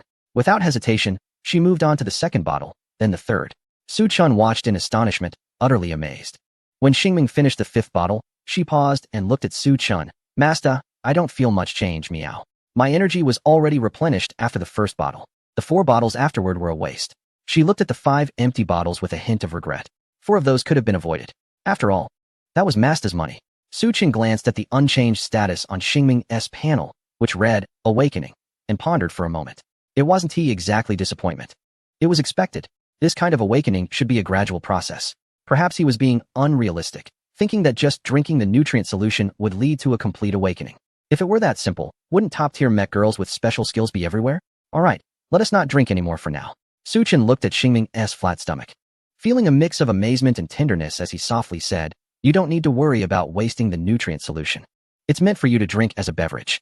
These solutions have an expiration date, and if they go past that date, that would really be a waste. Wow, meow, they actually have an expiration date? Xingming was startled, shaking her ears while holding the bottle. But I remember nutrient solutions don't have an expiration date. I bought some that do, Su Chen said, maintaining a straight face and lying through his teeth. Xingming, however, showed no signs of doubt. She hesitated, fiddling with the empty bottles for a while, and finally seemed to make a great decision, weakly saying, Then, maybe I should just drink 1 bottle a day. That way, it shouldn't expire and go to waste, right? No, Su Chen shook his head. You need to drink 2 bottles a day. Xingming looked a bit lost, having never considered such a luxurious lifestyle of drinking 2 bottles of nutrient solution daily. If calculated based on the standard fruit-flavored nutrient solution, that would cost 1,000 credits a day, which amounts to 30,000 a month. She started counting on her fingers. If she saved that money, she could buy a decent modification core in a year. Alright, no need to calculate. Su Chen pressed her hand down. You got so many nutrient solutions from the last gacha. You need to drink them quickly or they go to waste. If you want to save money, you have to finish these first. Xingming tilted her head and thought for a moment. It did make sense. She obediently nodded and meowed. Su Chen patted Xingming's little head, secretly amused. He had a good understanding of the modification market now and knew the prices for basic modules and modification cores. Whenever he was short on money, he could just casually create a blue modification core. Wouldn't he that cover Xingming's food expenses? Unfortunately, mech girls don't gain weight like humans. They all have standard figures, just slightly different based on their star emblem faction. Otherwise, he would definitely feed Xingming until she was chubby. A little bit of meat would feel nice to the touch. Especially the curve of her thighs shaped by stockings. Now that was a masterpiece. After resting for a while and letting the 6-person serving of fried rice in his stomach digest a bit, Su Chen packed 3 primary star crystals and took Xingming out. Uncertain whether Xingming met the promotion standards for B-level, since his understanding of qualified was merely a guess based on data. He planned to take Xingming to the Northern Wolf Club for professional testing. If she met the promotion criteria, he could upgrade Xingming right there at the club. Additionally, he wanted to help Xingming learn about the City Racing Championship track. The distance between K-City and Binzhou City was quite far. However, with the help of high-speed air tracks, the travel time was significantly reduced. Just after 1 o'clock in the afternoon, Su Chen and Xingming entered the T2 office area of the Northern Wolf. They were immediately greeted by Nuolei, who was enjoying her meal. Sitting across from her was a machine girl he hadn't seen before, with short flaxen hair, casually playing on her phone with her legs crossed. Notably, she had a pair of round ears resembling those of a teddy bear. Were those hairpins? Su Chen wondered. Hey, it's Su Chen and Xingming. Nuolei waved enthusiastically upon seeing them. Have you had lunch yet? She lifted her lunchbox. The fried rice today is amazing, stir-fried with prawns, all peeled. Want some? Su Chen felt a wave of nausea, instinctively gagging. Fried rice? Why was it fried rice again? He quickly took 2 steps back, distancing himself from Nuolei's fried rice. Hey, Su Chen, are you not interested in fried rice? That's too bad. Nuolei sighed dramatically. A life without fried rice is like a sun without a moon. It's incomplete. Alright, stop. Let's change the subject. Su Chen, feeling a spasm in his stomach, hurriedly interrupted her. Xingming seems to meet the conditions for B-level promotion. So I brought her for testing and to check out what the City Racing Championship is all about. Xingming can already be promoted to B-level? Nuolei's eyes lit up as she put down her chopsticks and lunchbox. You're just in time. That testing device uses a lot of power and is usually off. But it was just turned on because Huang Shishun's machine girl is also being promoted to B-level, so they tested him and his machine girl. Nuolei got up and led the way, with Su Chen and Xingming following behind. Huang Shishun? Su Chen paused for a moment. Huang Shishun's machine girl was Chuan Yun, and he vaguely remembered her attributes. Speed 58, cornering 70, stability 61, burst 45, endurance 37. Only 2 attributes had broken 60. Had the other party managed to increase Chuan Yun's speed attribute to over 60 in just a day? Yes, that arrogant blonde guy you've seen before. Nuolei called back without turning. But I have to admit, Huang Shishun does have some skills. He participated in the Rongqing City Championship last night with Chuan Yun and even won first place. He just went to receive the blessing of the Star God this morning. Turns out he is quite a hardworking guy. As they spoke, Su Chun and Xingming had already followed Noolii to the modification room, separated by a glass wall. Inside, there is a device resembling an MRI machine. The girl with yellow hair, lying somewhat nervously on the instrument, is being held by Huang Shixuan, who stands beside her, gently holding her hand and speaking softly. Chapter 82. Xingming's new friend Su Chun and Xingming follow Nuolei into the room. Huang Shixuan closes his mouth and looks over at Su Chun. The gazes of the two drivers meet, and the room falls silent for a moment. Xingming glances between Huang and Su Chun, sensing a spark of tension in the air between them. She quickly hugs Su Chun's arm, glaring fiercely at Huang. Holding onto Masta's arm is meant to convey strength, while staring down Huang is to release an aura of intimidation together with Masta. Now, with their combined presence, they surely have an overwhelming effect. Su Chun, just the champion of the city championship, I thought it was a big deal. But it turns out the opponents are a bunch of useless people. Huang Shixuan sneers. Yet he keeps his gaze fixed on the gradually disappearing figure of Chuan Yun inside the machine. In a competition without any real challenge. Do you really need to push your mecha girl to that extent? How pathetic. Hey, you can't say that. Nuolei, wearing a lab coat and holding a laptop, walks in from the next room. When Su Chun and Xingming faced off against two professional drivers, one was our club's Yu Ming, and the other was Su Che and Feng, he from the Binhao Ace Club. Both of them are extraordinary in the city championship. And you? She adjusts her glasses. Although your performance against Chuan Yun was impressive last night, your average speed wasn't as high as Su Chun and Xingming's. Also, none of your opponents were professional drivers. Huang seems to ignore Nuolei's analysis, as something else has gotten under his skin. He clenches his fists, his voice hoarse. No, call me to Huang. Nuolei pays no attention to Huang's angry demeanor and smiles. But next to Chuan Yun, you look like a big golden retriever. Even though the mecha girl's physique is several times that of a human, you always think about protecting Chuan Yun. When you arrived, I saw through the floor-to-ceiling window that whenever a vehicle approached, you would nervously pull Chuan Yun towards the inner side of the road. Huang Shixuan's brow furrows slightly, a hint of gloom flashing in his eyes, but the words he was about to say are swallowed back. In any case, don't give people random nicknames. He tries to steer the conversation back, but Nuolei has already flipped the laptop around for him to see. Su Chun can also see the data on the computer screen, and the results from the instrument match what he saw with his divine eye. Speed 58, cornering 73. Stability 63, burst 45, endurance 37. Compared to the last time he saw the attributes, Chuan Yun's cornering and stability have increased by 3 and 2 points respectively. Considering that Chuan Yun is a mecha girl from the star emblem for Storm, it's not hard to guess that these 5 points of attribute increase come from the blessing of the star god. In a sense, the blessing of the celestial deity is akin to an upgrade for the mech girl, granting her 5 attributes. These 5 attributes will ultimately be automatically allocated according to the mech girl's star emblem type. Su Chun was speechless. Even the celestial deity understood the importance of nurturing mech girls based on their star emblem types. Yet the modifiers in this world seem to have a rigid mindset. Unfortunately, Chuan Yun did not meet the promotion criteria. Nuolei tapped on her laptop screen. The basic requirement for a mech girl to be promoted to B rank is for 3 attributes to reach the passing line, which is above 60. You're still 1 short, but you're getting close. Chuan Yun's speed is 58, just 2 points away from 60. Train hard before the City Car King competition. Alternatively, find a training capsule to boost her speed. That could help Chuan Yun break through the 60 barrier. Huang Shixuan had a moment of reluctance in his eyes, but quickly dismissed it with a wave of his hand. How could I possibly give Chuan Yun something as obviously harmful as a training capsule? We'll improve her performance through our own efforts. If necessary, we'll modify her. The capsule is completely safe if taken once a month. Nuolei sighed.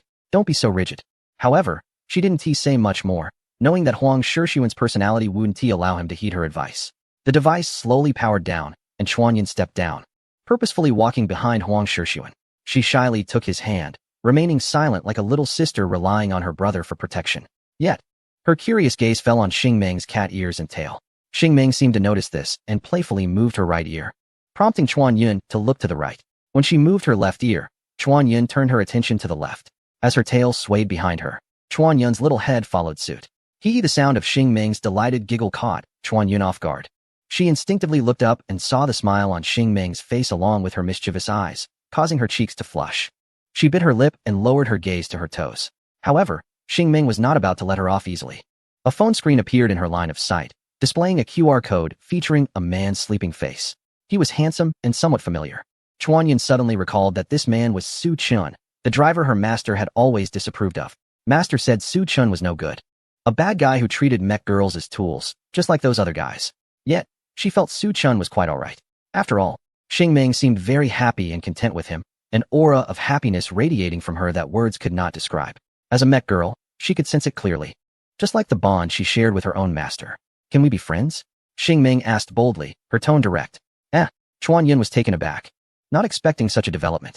She instinctively glanced at her master, but he was locked in a tense stare with Xingming's master, the air between them thick with tension, leaving no room for her request.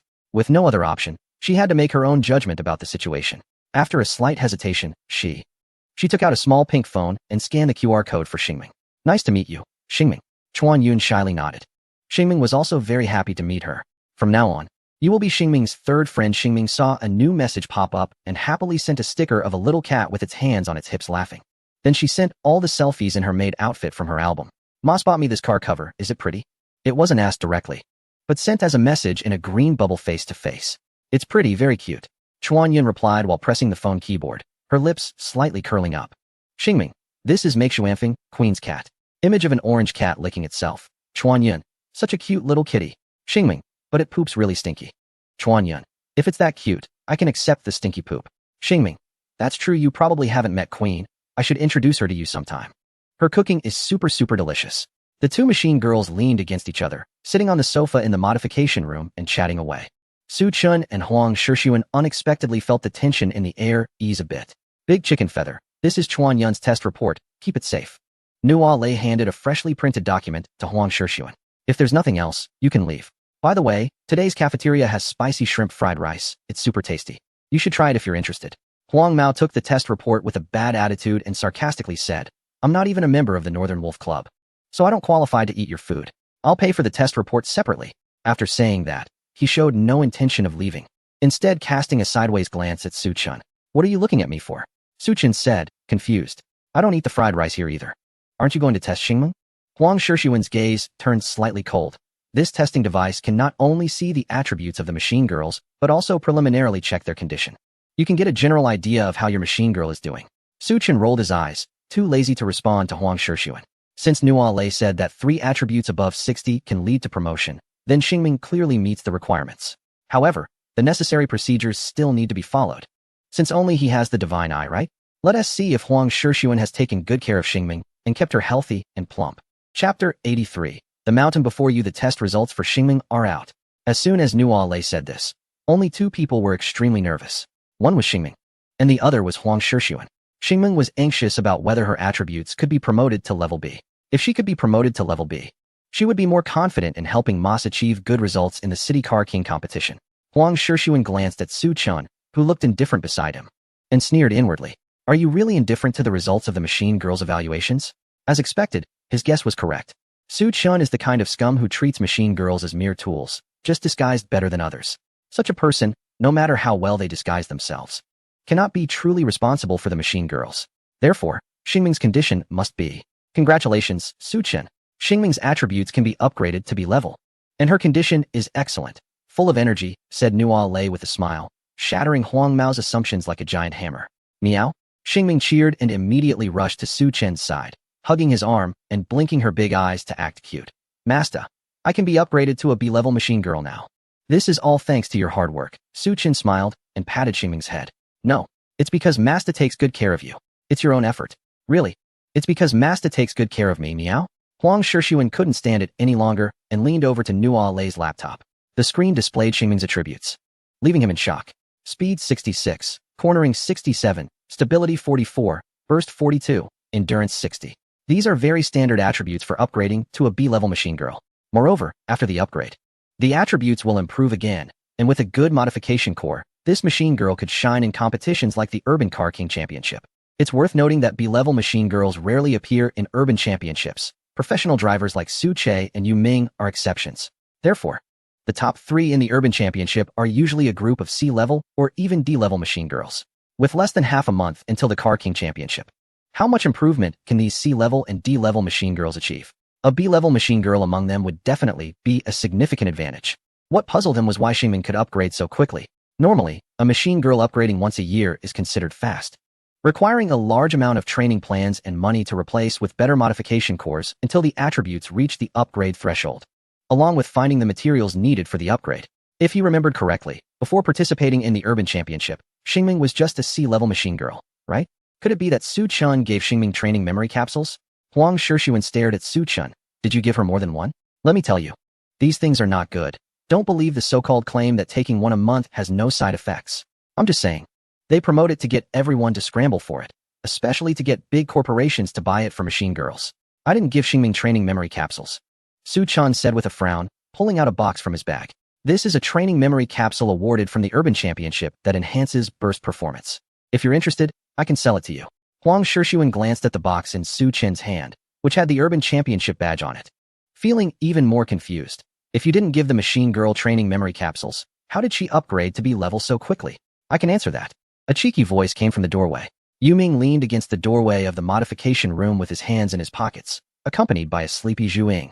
Previously, there was a gacha event in which a player won a purple stigma, and you must have seen the news about it, right? The one who got the purple stigma was Su Chun, and he has already equipped it on Xingming, so it's no surprise that Xingming's performance is improving rapidly. Yuming looked at the stunned Huang Mao with great interest and smiled, saying, "Da Huang, it's impressive that you secured first place in the city championship. I apologize for my previous stereotype of you. But now, standing in front of you is the super powerhouse Su Chun, who possesses both skill and luck. You still need to keep pushing." Da Huang.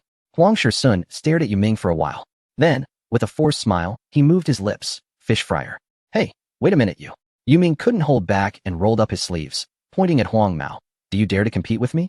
On the training track of our Northern Wolves, if you can catch up to me and chasing Shadow, I'll call you dad. If you can't, then kneel and admit your mistake. Huh? Is this the mentality of a T2 professional driver from Northern Wolves? Huang Mao shot back, refusing to back down. A fish fryer who failed at the city championship can only rely on me, a non-professional driver, to feel the thrill, right? How pathetic. What? Thrill? No. How could defeating someone like you be thrilling? I just want you to understand how to respect your seniors. I don't have any fish fryer seniors. Nor will I acknowledge a fish fryer as a senior. Yuming gritted his teeth. You must call me fish fryer. Haha, Huang Mao retorted, dragging out each syllable. Fish. Fryer. Su Chun glanced at Yuming and then at Huang Mao, leaned back on the sofa, crossed his legs, and began to snack on seeds. The daily life of the Northern Wolves was quite nice, centered on comfort. It would be perfect if he had a cold bottle of cola right now. Hey, can you two stop arguing? Nuale stood between Huang Mao and Yuming, acting as a mediator. Come on, both of you, say less. It's tough for everyone. And arguing like this isn't going to solve anything. At this moment, Xingming wasn't idle either. While Yuming and Huang Shishun were arguing, she had already approached Chasing Shadow and successfully added him as a friend. She also introduced her new friend, Chuan Yun, to Chasing Shadow. Although the tension was high among the drivers, the atmosphere between the machine girls was unexpectedly pleasant. Just as Yuming and Huang Mao's tempers were about to reach a boiling point, a series of crisp footsteps sounded outside the modification room, eventually stopping at the door. Ahem. Li Yini cleared her throat and knocked on the door. However, Yuming and Huang Shishun were like two furious roosters, their foreheads pressed together, glaring at each other, completely oblivious to Li Yini's kind reminder. Nuale shrugged, sighed, and put on her noise-canceling headphones. Seeing the situation was getting out of hand, Su Chun quickly grabbed some tissue, rolled it into balls, stuffed them in his ears, and then walked over to Xingming, gently pressing her soft cat ears down. Chasing Shadow, on the other hand, remained calm, having already put on his headphones when he entered. She even took out a spare pair of headphones for Chuan Yun to wear. Meanwhile, by the door, Li Yini's anger had reached its peak, far surpassing that of Yuming and Huang Mao. When the anger reached its climax, it would burst forth like a mountain flood. Shut up! A roar echoed throughout the entire office building. As a few leaves fell outside the window, the whole world fell silent. Chapter 84. Su Chen's answer, combined. As everyone knows, urban tracks are the simplest type of tracks. As professional drivers, the tracks we ultimately face will transition to the more challenging ones found in mountain rally races. The Urban King of Racing Championship is a transitional event. Its track includes not only urban kilometers, but also about 1/3 of mountain terrain. In the Northern Wolf T2 conference room, Su Chen sat in a row with Yuming, who wore a hearing aid, and Huang Mao. Behind them were two other drivers, Li Ziyuan and Fang Ping, who were fellow members of Northern Wolf T2. The 5 drivers' mechas sat across from the conference table, separated from their respective masters. Compared to the obedient and silent demeanor of Su Chun and the others, the mechas appeared much more relaxed. Except for Xingming and Chuan Yun, who sat upright like elementary school students. Zhuai Ying and the other 2 mechas behaved like seasoned veterans. Zhuai Ying munched on a bag of chips, occasionally popping one into her mouth, while one mecha beside her was dozing off, and the other was playing a match 3 game on her phone. It wasn't that they weren't paying attention. Rather, the unique structure of mechas allowed them to remember everything without needing to focus intently. Plus, the lecturer was also a mecha, which made them feel even more at ease. The track explanation was provided by Captain Li Yin's mecha, Dong Xiong. Since the track analyst was unavailable, Dong Xiong stepped in to give the presentation. As the champion mecha from this year's King of Racing Championship, she was more than capable of taking on the role of a track analyst. This mecha named Dong Xiong was the one Su Chun had seen upon entering, characterized by her round bare ears. Previously, Su Chun hadn't had the chance to use his divine eye on Dong Xiong, but he finally realized he should take a good look now.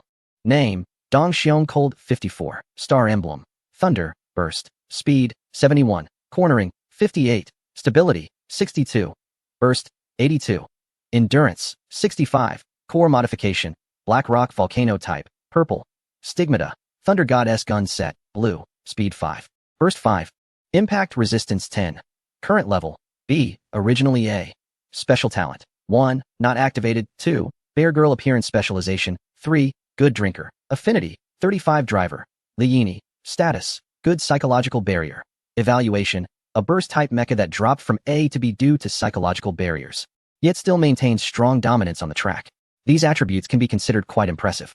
The Machine Girl, who is the captain of the Northern Wolf T2 team, truly embodies the role of a backbone. Can such a powerful Machine Girl also suffer from psychological issues?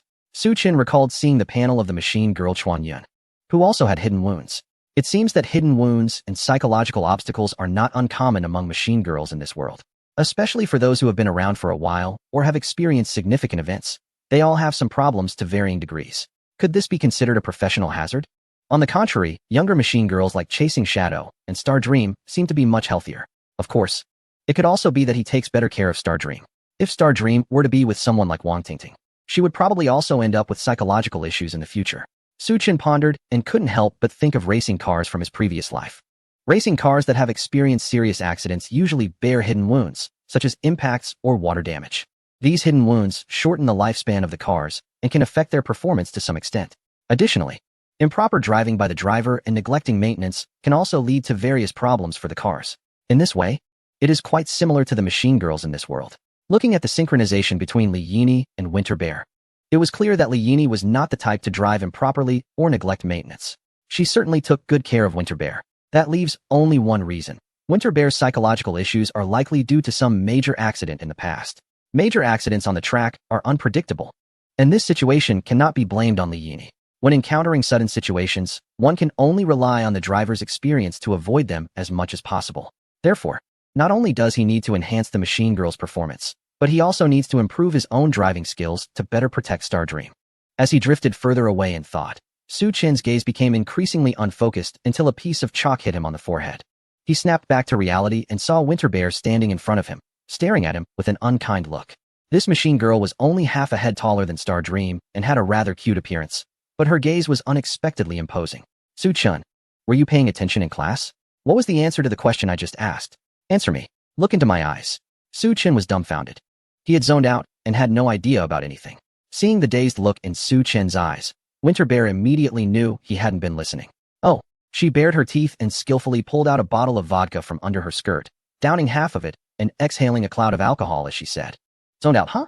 Don't think just because you're the city championship winner, I won't dare to scold you. So what if you're the city champion? On the track of the King of Racing competition, you're still a rookie. Su Chun wiped the vodka droplets off his face and glanced at the PPT, feeling slightly calmer. Sorry, I didn't hear clearly just now. Could you repeat the question? Winter Bear was very angry. Her cheeks flushed, which could also be due to the vodka, and her little bear ears seemed to perk up. She forcefully patted the PPT projection screen behind her, which displayed a detailed diagram of a complex mountain race track, with a reds marking a section with a continuous S-curve and steep incline. All right, I'll ask you one more time. The voice of the instructor, tinged with alcohol and anger, pointed at the glaring red cross. In this combination of a devil's hairpin turn followed by a steep curve, your average speed is 300 kilometers per hour. If, as the navigator, you perceive a sudden loss of pressure in the rear drive wheel, usually your right rear wheel, due to an unknown reason, possibly punctured by a sharp object, just 1 second before entering the turn, and the speed is already close to the limit, with a relentless competitor behind you. As the driver, what is your first reaction and the sequence of actions in the next 3 seconds? Speak. The moment this question was posed, the meeting room fell silent. Even the one munching on chips paused. The one playing a game cautiously set down her phone. The drowsy one suddenly perked up. This question was tricky and quite critical. Moreover, it was not even the question the instructor had just asked. It was the one she was about to explain. No one even knew the answer yet. Clearly, this was a deliberate challenge aimed at the distracted Su-chan. The blonde-haired participant furrowed his brow, deep in thought, lightly tapping his fingers on the table. Another one watched Su-chan with a smirk, relishing in the moment. This complicated question tested the driver's ability to react in real time. He had just imagined the situation and couldn't come up with an answer himself. Sitting at the back, Li Ziyuan kept his head down. Hoping not to attract the instructor's attention, Fang Ping looked completely baffled, as if the question was beyond his understanding. Captain Li Yini from Team T2, arms crossed, sat at the back of the room, her sharp gaze curiously fixed on Su-chan, eager to see his take on this scenario. After all, Xingming had experienced a similar situation with a tire blowout after a jump into a right turn. The girls across the meeting table held their breath. Xingming's face turned pale. Anxiously looking at Su-chan, worry etched on her face. Her fingers quickly typed a message under the table. Help me out. Oh, does anyone know the answer to this question? If Masta couldn't answer, she would be punished by the seemingly fierce instructor. Just like Wang Tingting punished her by not letting her drink nutritional liquid, leaving her hungry. That was terrifying. The feeling of hunger was too scary. She didn't want Masta to go hungry either. Chuan Yun frowned, shaking her head in distress. I don't know. It's too hard. Ling murmured softly, damn. This question is tough. The instructor is serious. With her hands on her hips and a bottle still in hand, the instructor glared at Su-chan. What? The city championship winner is stumped by a little mountain race problem? Just when everyone thought Su-chan would be at a loss for words. Or would awkwardly say something vague like slow down and brake. He slightly squinted, his expression unreadable. What was he? A modifier. He had encountered too many accident vehicles. What kind of bizarre situations hadn't he seen? How to handle a situation where your ears feel numb. Although the problem posed by Dong Xiong is tricky, it's really not a big deal for him. Oh, is this question difficult? He got up and walked to the presentation document, pointing at the first step of the curve, stabilizing the direction. With his right hand, he slightly turned the steering wheel towards the side of the flat tire, keeping the angle within 15 degrees. This wasn't for steering, but to counteract the lateral force at the moment of the tire blowout. At the same time, he pressed the clutch with his left foot to disconnect the power transmission. The audience was stunned by Su-chan's response, especially Dong Xiong, whose angry expression gradually turned clearer. Su-chan then tapped the curve diagram on the screen and continued with the second step, controlling the deceleration. He emphasized that stepping hard on the brakes was equivalent to suicide. Instead, he suggested using engine braking combined with lightly tapping the brakes to gradually reduce speed. The third step was to find a way out. He recommended abandoning the optimal racing line, cutting into the curve significantly ahead to take a safer route. If the car lost control, he advised allowing the rear to slide slightly, using a technique to help the front of the car point in the direction of the exit. The key was to utilize the terrain and gravity when reaching the top of the steep slope with a relatively controllable posture.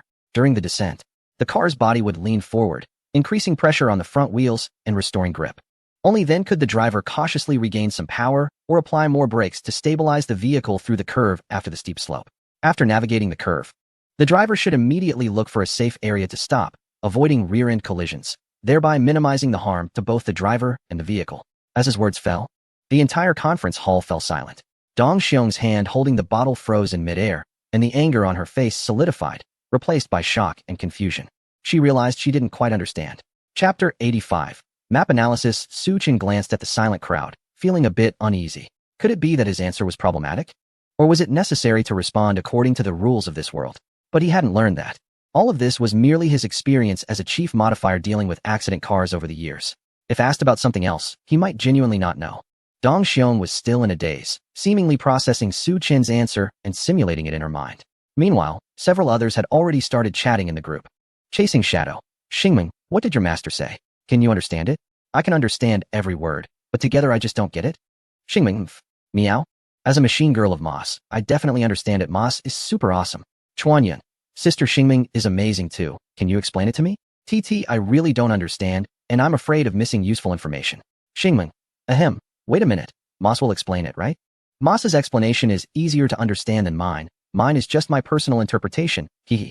Dong Xiong finished the remaining half bottle of vodka to calm his nerves, and his gaze towards Su-chan became completely clear. Even Huang Shixuan, who had always held a prejudice against Su-chan, changed his expression. Yuming was still okay, just a bit confused. Su-chan's statements were too vague, lacking many details, and he hadn't yet figured out how to operate specifically. This was mainly due to insufficient experience. If a professional driver from another region were here, they would have already automatically simulated the entire process in their mind. Clap, clap, clap. Applause erupted from the corner of the conference room. It was Li Yini, the captain of the Northern Wolves T2 team, who looked at Su Chun with approval in her eyes. A very brilliant answer. It can be considered a standard response. I'm curious, Su Chun, you must not have participated in many races. How do you have such rich experience and adept knowledge of track conditions? Su Chun was taken aback, his gaze wandering. He touched his nose and coughed lightly. You know the racing simulator at the arcade, right? I've loved playing that since I was a child. And after playing for over 10 years, that's how it is. Wait a minute, I've played for over 10 years too. Yu Ming covered his face, looking defeated. I started playing when I was 5, so why am I not as skilled as you? Huang Shishun snorted coldly. People are people, monkeys are monkeys. Can their learning abilities be the same? He still disapproved of Su Chun, but at this moment, he acknowledged Su Chin's theoretical knowledge. Moreover, there was one sentence in Su Chin's response that made him feel comfortable. This way, the damage to both the driver and the machine can be minimized. Generally, when faced with such issues, even if there were standard answers, they would focus on the driver, and few would consider the damage to the machine. Could it be that Su Chun was truly better than he had judged? No, that's impossible. If Su Chun really cared enough about the machine, he wouldn't just watch it suffer a flat tire and continue driving. All of this was just his disguise.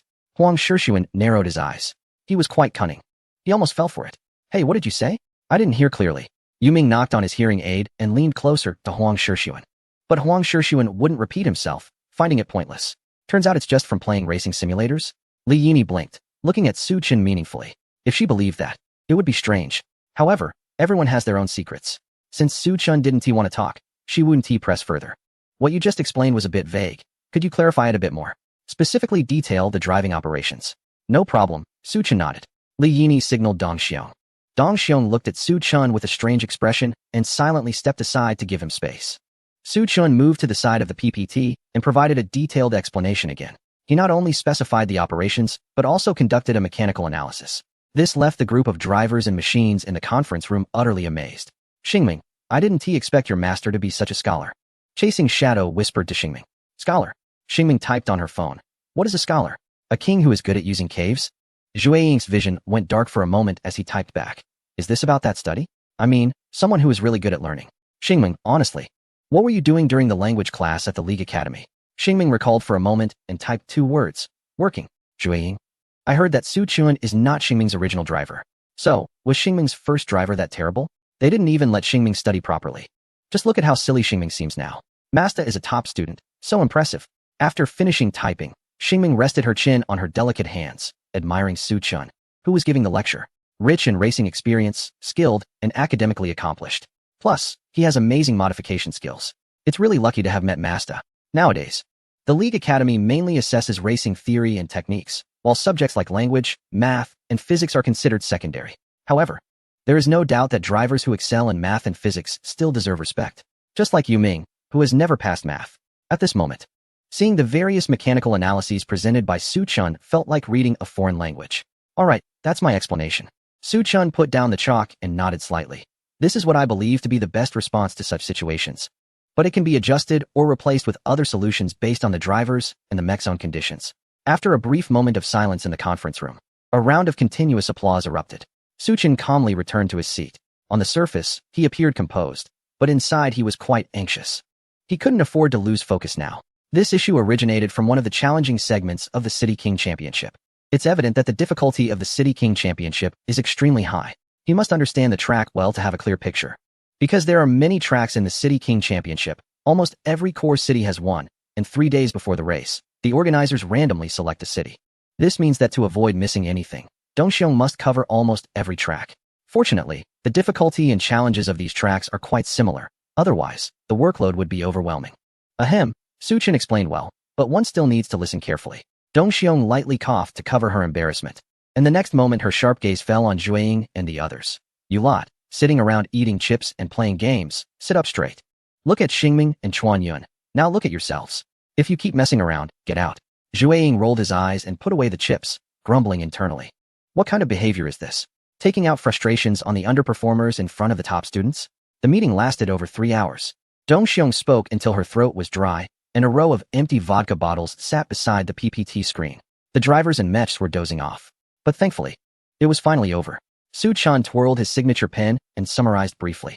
First, The total length of the championship track is 360 kilometers, which inevitably includes about 100 kilometers of mountainous terrain, with 5 major challenging segments: downhill hairpin turns, muddy forest curves, a series of S-turns leading to a steep vertical drop, free jumps without ramps, and water tunnels, among others. Dong Xiong listed all the challenging race segments. They need to go back and review them thoroughly. Apart from the changes in the difficult segments, other aspects remain largely the same. For instance, the number of turns is consistent, with 537 turns over the 360 kilometers. There's almost a turn every 720 meters. This data is identical across all city racing circuits. As he stepped out of the Northern Wolf Club, it started to drizzle outside. Suchin was about to call a taxi to take Xingming home. Although he could drive Xingming back, getting soaked in the rain would surely make her feel uncomfortable. And this wasn't a race, so there was no need to put her through that. Suddenly, a voice called out from behind him. "Hey!" Suchun turned around to see Huang Mao and Chuan Yun standing side by side at the club's entrance, like a still painting. "Suchin, you're impressive. Your theoretical knowledge of the track is rich, and your foundation is solid."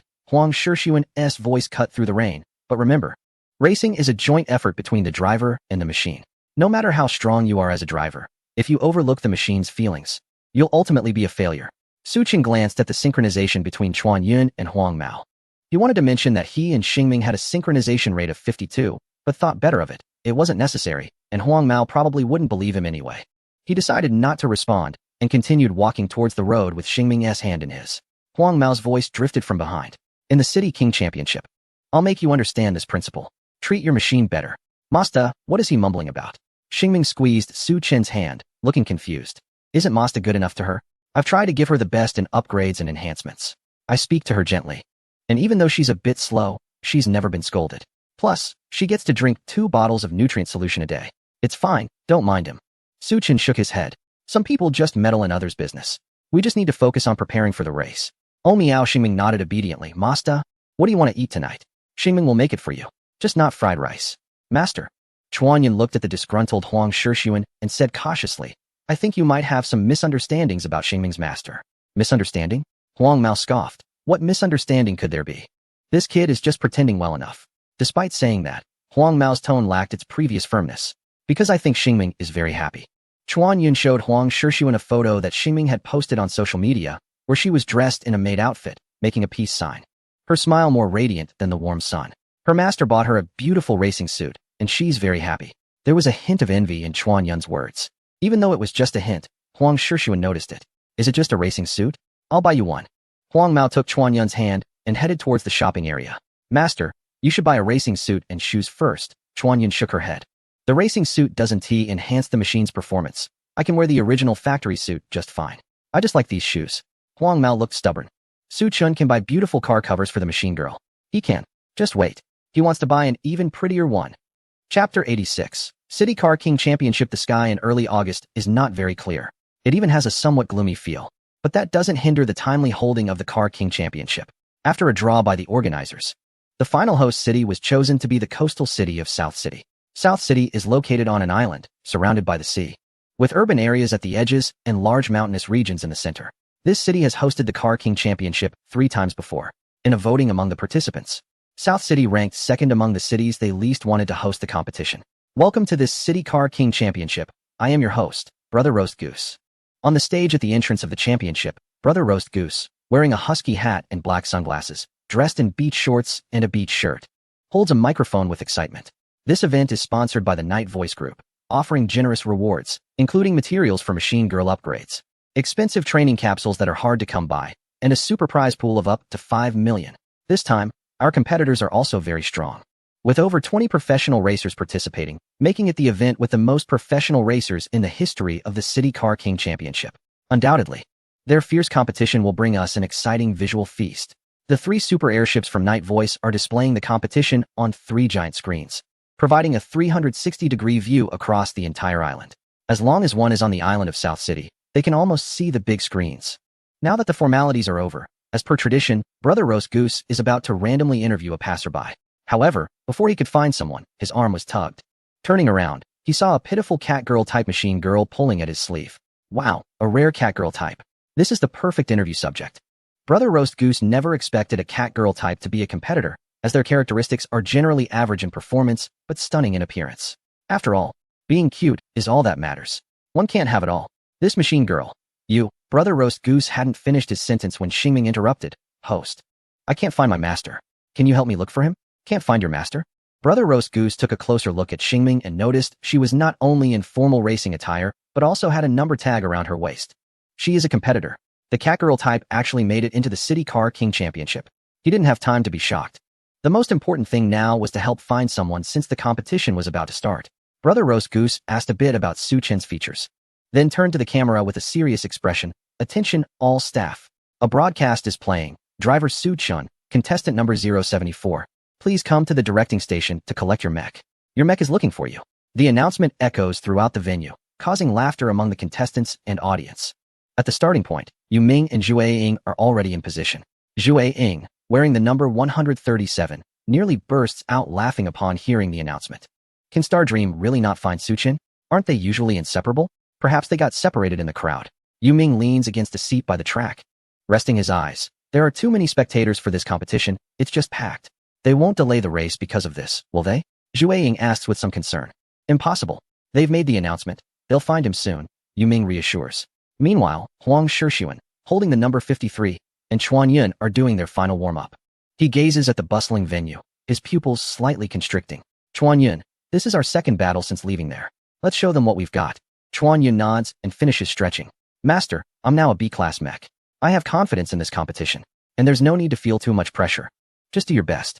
An announcement interrupts. Driver Su Chun, contestant number 074, please come to the directing station to collect your mech. Hearing the broadcast, Huang Shixuan looks puzzled and then sneers. This guy Su Chun, can he really lose track of his mech? Being this careless, can he even be considered a qualified driver? Chuan Yun remains silent, simply picking up her phone to message Stardream. Stardream, have you found your master? Not yet, TT Sob Sob XX. Stardream replies quickly. Master said he needed to go to the restroom, and then he just disappeared. Meow. Chuan Yun scratches her head, unsure how to comfort her. She can only carefully respond. Wait a moment at the directing station. Your master will come find you when he hears the announcement. Okay, Meow. Thank you for comforting me, Chuan Yun. In a restroom at the City Car King competition venue, Su Chen holds in his left hand a phone that has run out of battery and shut down, and in his right hand, a pack of tissues, struggling desperately. He's regretting it. He shouldn't have eaten the nutritious breakfast that Star Dream made this morning. This girl seems to have fallen in love with making fried rice. Every day there are all kinds of fried rice variations. This morning's fried rice had an extra big spoonful of chili sauce. The chili sauce was made by Queen herself. It tastes great but is extremely spicy. After finishing that bowl of fried rice, he only felt a bit uncomfortable in his stomach, but now, a stronger backlash is hitting him. Star Dream, wait for me. Su Chen listens to the repeated broadcast, wanting to cry but having no tears. He forgot that he is a time traveler. He forgot that he still has the body that gets constipated from eating spicy food. I'm about to come out. Su Chen tightens his pale face, looking grim, as all his strength focuses on his backside. A piercing scream echoes in the quiet restroom. Ugh. 10 minutes later, Su Chen walked out of the restroom with a gloomy face. Amidst the unusual gazes around him, he splashed cold water on his face vigorously. He was out now. He did it. He felt a sense of relief wash over him. After catching his breath, Su Chen immediately headed to the broadcast station and spotted a white-haired cat girl looking around anxiously from a distance. Without a doubt, it was Xingming. The little girl, like a radar, had also seen him, and her cat ears and fluffy tail perked up immediately. Master, she exclaimed with delight, then rushed over as if she had spotted a delicious cat treat. Su Chen had experienced the strength of the machine girl before. However, there was no need to worry too much. Xingming had already learned to control her strength. Bang! Oof! Su Chen felt as if he had been hit by a motorcycle, nearly spewing out everything he had eaten that morning. Almost immediately, he felt a soft, fluffy bundle bury itself in his arms. Xingming had actually moderated her strength. If she hadn't, he would have been knocked away by now. It was just that due to her excitement, her control wasn't particularly precise. That's acceptable. Master, I thought you got lost. Xingming lifted her soft, cute face. Suddenly, her little nose twitched, and she said with confusion, Master smells funny.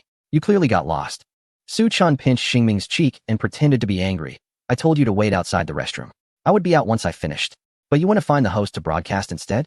Because there were too many people, Xingming pouted, embarrassed.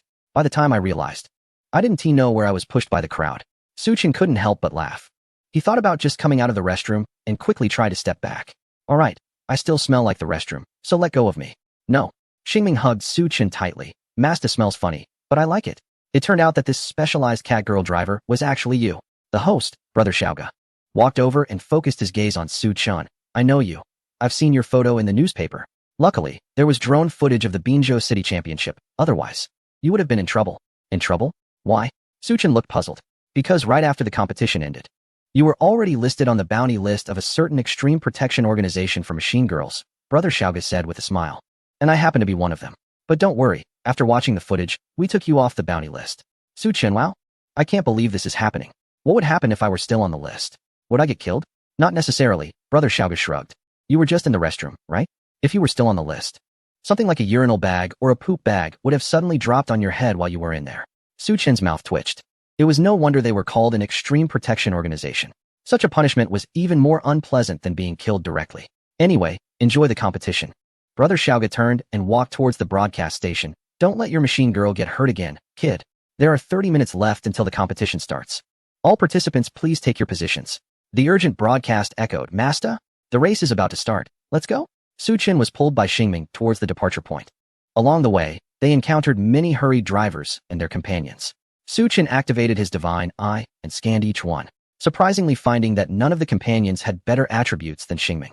After upgrading and installing the flame module, Xingming's attributes had transformed into name, Xingming star emblem, radiance, team buff type, speed, 74, cornering, 70, stability, 42, burst, 48, endurance, 61, modification core, flame storm, blue, cornering correction 5, tire wear 20, collision resistance 20, special effect, slight, Saint Mark, Emperor engine, amethyst, current level, B, special talents, 1 awakening, 2, catgirl form specialization, 3, silent action, frequency, 52, status, energetic.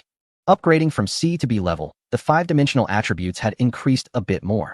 With the addition of the flame modification core, speed 7, burst 5, cornering 2, tire wear 20, stability 3, she now possessed exceptional attributes. Although Su Chun was unaware of the attribute requirements for upgrading to an A-level companion, he felt that Xingming was very close to that threshold. Notably, during this upgrade, it was indicated that some special effects could not continue to stack. Therefore, the only effective special effects from the flame core were body temperature 5, sensitivity 2, and leg power 20 kilograms. The cup size 1 was removed. Su Chen attributed all of this to Xingming's potential. Perhaps the size of C was already the limit of Xingming's potential. Any larger would disrupt the balance of beauty. Everything was just right at this moment. Upon reaching the departure point 137, as soon as Su Chen stopped, he felt a gaze sweep over him. Following the direction of the gaze, he looked back and saw a pale-faced young man with a somewhat sinister expression. Beside him stood a tall companion in a black racing suit. Just another unfamiliar competitor. There was nothing particularly noteworthy about them. However, Su Chun keenly noticed the emblem of a crescent moon with a cross on the racing suits of the driver and companion. They were competitors from the Knight's Voice group. 10 minutes earlier, in the drawing area for the City Car King Championship, the atmosphere was tense like a taut bowstring. Most drivers clutched their newly drawn number plates, their knuckles white, eyes betraying their anxiety as they repeatedly checked the starting order and quietly discussed the difficulties of the track. Only the group dressed in black with silver patterns, the Knight's Voice trainees, stood out like a dissonant current, gathered in a corner. They appeared relaxed, even somewhat mocking. Their unrestrained laughter and noise were particularly jarring in the otherwise quiet drawing area. The drivers from other clubs instinctively kept their distance. As their eyes swept over the striking team emblem, there was a hint of unnoticeable wariness, automatically giving this youth training team of the Knight's Voice a small space. For them, this city racing championship was a crucial challenge, a battleground to prove themselves. But for the youth team members of the Knight's Voice, this race might just be an effortless game. Damn, number 10? One member exclaimed dramatically while looking at his number tag. Isn't this just a pace car? We're going to eat dust right from the start. I'm 31. Not bad. I'm in the middle, another shrugged. Hey, Inji, what number did you draw? Someone turned to ask the person leaning against the door frame. Jean Inji, with his eyes closed, lazily waved his small tag without lifting his eyelids. 76. Oh, not bad. Middle position, neither good nor bad. Let's get energized, guys. Someone raised their voice. This is a great opportunity for our youth team. If we perform well, we can get into the official team. Who knows, we might even get Miss Jean's autograph. With the topic sparked, someone immediately lowered their voice conspiratorially. Hey, did you hear? Miss Jean signed a betting agreement with a driver named Su Chun. If that guy can become an A-level modifier within 3 months, Miss Jean will give him Queen. Seriously? No way. That's Queen. The top mech girl. Gasps of surprise echoed among the crowd. But 3 months to level up to A. Are you dreaming? I heard that Su Chun signed up too. And his mech girl is a cat girl specialized type. Haha, a cat girl specialized type? I really hope I can race against him and have a good chat. Jin Inji continued to rest with his eyes closed. The noisy discussion seeped into his ears. Signing a betting agreement with Miss Chin? How arrogant can one be? However, he was curious about this driver named Su Chun. After all, someone who could make Miss Chin willing to bet must be impressive. After the draw, he arrived at the starting point with his mech girl, Rift.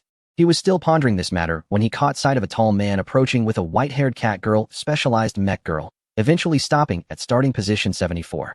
Cat girl specialized mechs rarely appeared on the track, as their attributes were inherently weak. Most would become support or medical mechs. Could this be Su Chun? Is there really such a coincidence in the world? However, based on what his teammates had mentioned earlier about Su Chun and his mech girl, it was clear this pair of competitors was at starting position 74. Su Chun's starting number was 74, and his was 76. According to the rules of the City Racing Championship, he and Su Chun would start simultaneously. Interesting. What a fortuitous opportunity. Jin Inji's gaze lingered on Su Chun and his mech girl for a moment, a playful smirk forming at the corner of his mouth. He patted Rift's shoulder and walked straight toward position 74. When Su Chun and Jin Inji's eyes met, a premonition arose. The driver from the Night Voice team is definitely coming over. Sure enough, he approached with a machine companion. I know you. Your name is Su Chun. Hello. The driver in the black uniform extended a hand, smiling. I am Jin Zhe, a member of the Night Voice youth training team. Although Su Chun was unsure why the other party was trying to be friendly, he extended his hand to shake Jin Zhe's out of politeness. However, just as he reached out, Jin Zhe suddenly pulled his hand back, pretending to stretch his wrist with a mocking glint in his eyes. In the next moment, Su Chun firmly grabbed Jin Zhe's wrist before he could completely retract it, pulling him over amidst Jin Zhe's bewildered expression. The force was so strong that Jin Zhe almost yelped. Then, Su Chun released his grip, revealing a kind smile. Hello? If there is nothing else, you can leave now. I need to warm up with my machine companion. Jin Zhe shook his numb hand, his forced smile fading. He raised his nostrils and stood on tiptoe to match Su Chen's height a bit. Su Chen, you're quite arrogant, huh? I heard you signed some betting agreement with our chief, Miss Chin Xin. Let me tell you, not everyone can touch the porcelain of our Night Voice Club. Since we're racing at the same time, I'll show you the gap between us. With that, Jin Zhe scoffed and turned to leave. Having just come out from the draw, he searched for Su Chen's information on his phone. Su Chen's machine companion, Xingming, was still a newly promoted C-Class machine when she participated in the city championship. How much could he improve in half a month? When the race starts, he would only be crushed by his B-Class machine. Thinking about this, he instinctively glanced toward the audience area where the VIP seats of the Night Voice group were located. No doubt, Chin Xin would be among them. If he performed well and crushed Su Chun, the president would surely look at him differently. Then he could stand out in the youth training team, rise through the ranks, and reach the pinnacle of his life. Lost in thought, he couldn't help but squint in satisfaction. Lycong, make sure to blow them away in the race later, don't mess it up. He coldly instructed the machine companion beside him. But the machine companion merely stared blankly, silent, like a marionette. After several seconds, it mechanically nodded. What is up with that guy? So fierce. Xingming let out a low growl, her ears and tail bristling as she glared at Jin Zhe's retreating figure. It's nothing. Just a dog trying to wag its tail for its master. Su Chun patted Xingming's little head, unfazed by the earlier provocation. He had seen many similar situations in his previous life, mostly from an observer's perspective. Provocations between teams and drivers were quite normal. Especially in situations where someone deliberately seeks fault to please their superior, such occurrences are quite frequent. These are not significant enough to cause any psychological fluctuations. Compared to mere verbal confrontations, he prefers to crush his opponents through action. Chapter 88. Keep it up. Just now, when Jin Zhe came to provoke, Su Chen glanced at the machine girl Lycong beside Jin Zhe, and could only say that they truly deserve to be part of the youth training team of the Night's Voice. Although they are not professional drivers, the performance of their machine girls is already explosive. Even so, Su Chun did not feel envious because their machine girls are not faring well. The panel of Lycong reveals a lot. Name, Lycong star emblem, flowing flame, speed type, speed, 70, cornering, 70, stability, 61, explosion, 62, endurance, 64, tuning core, vortex monarch type, stigmata, echo of dusk, blue, current level, B, special talent. None frequency. 0. Status. Calm. Memory loss. Psychological barriers resolved. Evaluation. A machine girl who has lost her soul. She should have stronger speed. Undoubtedly, both from the evaluation and the panel performance. These balanced attributes are the product of the Night's Voice modification team. This machine girl named Lycong has developed severe psychological barriers. The term resolved suggests that memory loss may have led to the resolution of these barriers, right? After all, The machine girl no longer knows who she is, living like a mere machine, rendering any psychological barriers insignificant. He wondered if Queen would end up like Lycong if she continued with such modifications, experiencing memory loss and psychological barriers, ultimately becoming a qualified tool rather than an emotional machine girl. This thought stirred a sense of urgency within him. During this period, aside from upgrading his star dream, he has done two things. One was to use the last skill point from the Heart of the Gods on drift control. He was once again pulled into the learning space and received a harsh scolding from Coach Su. Now he has unlocked Launch Start Expert. LV1 increases launch start speed by 4, and Drift Control LV2 reduces drift speed loss by 10. Besides that, he has been studying the knowledge of a modifier. The materials that Noer sent him amounted to over 50 gigabytes, and their content was completely different from what he had expected, having almost no relation to racing modifications. Instead, it resembled the tasks a modeler should remember, including numerous data matrices and modeling nodes. By utilizing star energy to arrange and combine these data matrices and nodes according to specific requirements, one can create a basic module. This is certainly not a simple task, as there are over 500 matrices to memorize and a total of 98 nodes. The need for arrangement and combination explains why one must awaken star energy to become a modeler, because only star energy can accelerate the brain processing speed of ordinary people, bringing their minds closer to that of a computer. Otherwise, with such a vast amount of constantly changing data, who could possibly grasp it all in a short time? Moreover, the information mentioned above is merely what an A-level modifier needs to remember. The data required for S-level and higher is even more extensive. Qin Xion's bet is fundamentally a challenge. Nevertheless, Su Qin faces it head-on, writing tirelessly every day. When hungry, he eats the fried rice made by Xingming. And in less than half a month, he has gained a full 8 pounds. Xingming waved her hands, bouncing around in front of Su Qin, her cat ears twitching. Meow. Master, why do you keep staring at that machine girl? Do you like her, meow? Xingming glanced at Su Qin, then at the slender figure in tight racing attire, which indeed was alluring with a slim waist and a peach-shaped backside. It's understandable that Master likes such a big sister. She smiled and leaned closer to Su Qin, lowering her voice. Hee, if Master likes her, just say so. Xingming can help you get her contact information. First, let's be good friends. And then I'll often speak well of you to her. Who knows, maybe you two can become good friends too. Su Qin chuckled in disbelief and helplessly pinched Xingming's cheek. All right, you have too many tricks up your sleeve. I just think that machine girl is a bit strange. Initially, he thought Xingming was joking out of jealousy. It wasn't until he heard her last sentence that he realized her affection was still at the pure friendship stage. For her, the bond with a good friend already felt like love, pure and unrelated to desire, just a pleasant companionship. Strange, meow? Xingming tilted her head, looking at the back of the machine girl. Master, although Xingming doesn't know what's strange about her, I can sense that she isn't happy at all. Su Qin fell silent. Being a puppet, becoming a machine devoid of emotions, could such a machine girl still experience the glory of the racetrack? Could she still taste the joy of victory? It was no surprise that she felt no happiness. All participants, please prepare for the start. There are 10 minutes left until the race begins. All participants, please enter launch mode, and drivers check the basic conditions of their machine girls. 2 broadcast announcements sounded in succession. Su Qin patted Xingming's head, and she understood immediately, transforming into racing mode. Master, the Catgirl's specialized type Nico 99 reports. Engine module normal. Tire pressure normal. The interior temperature is abnormal, elevated by 5. Requesting cooling, meow? Su Qin replied irritably. Request denied. The temperature can't be lowered. Meow? Then it's all good. Everything's normal. Xingming happily swayed her cat tail, completely unfazed by Su Qin's earlier taps. She had grown accustomed to it. If he didn't pat her, she would feel uncomfortable. Su Qin gazed at the racetrack ahead, suddenly lost in thought. A patch of star clouds erupted, generating a brand new star within. Winning first place in the City Car King competition continues to unlock talents. The goal is directly set at first place. Su Qin licked his lips, the corners of his mouth curling slightly. Well, there's a little bit of pressure now. At the same time, other competitors were also entering the preparation phase. Chasing Shadow, it's time for us to work. Yuming patted the tall mechanical girl beside him. This time, I really don't want to lose to Xingming again. Chasing Shadow deftly brushed away Yuming's hand and quickly transformed into racing mode. Yuming chuckled and mischievously touched Chasing Shadow's door before getting in. The modification core we switched to this time is top-notch, absolutely reliable. You better be. Chasing Shadow rolled her eyes back, her tone unfriendly. If we lose, you'll be sleeping under the bed for a month. Oh, come on, Xiao Ying. Don't be so serious. Yuming said with a flattering expression. Isn't that punishment a bit too severe? Severe? Chasing Shadow snorted lightly. Don't you have confidence? Of course. Yuming stood up straight immediately under Chasing Shadow's slightly resentful gaze. I do. I guarantee I'll complete the task. Inside the cockpit of Feng He, the atmosphere wasn't as relaxed as usual.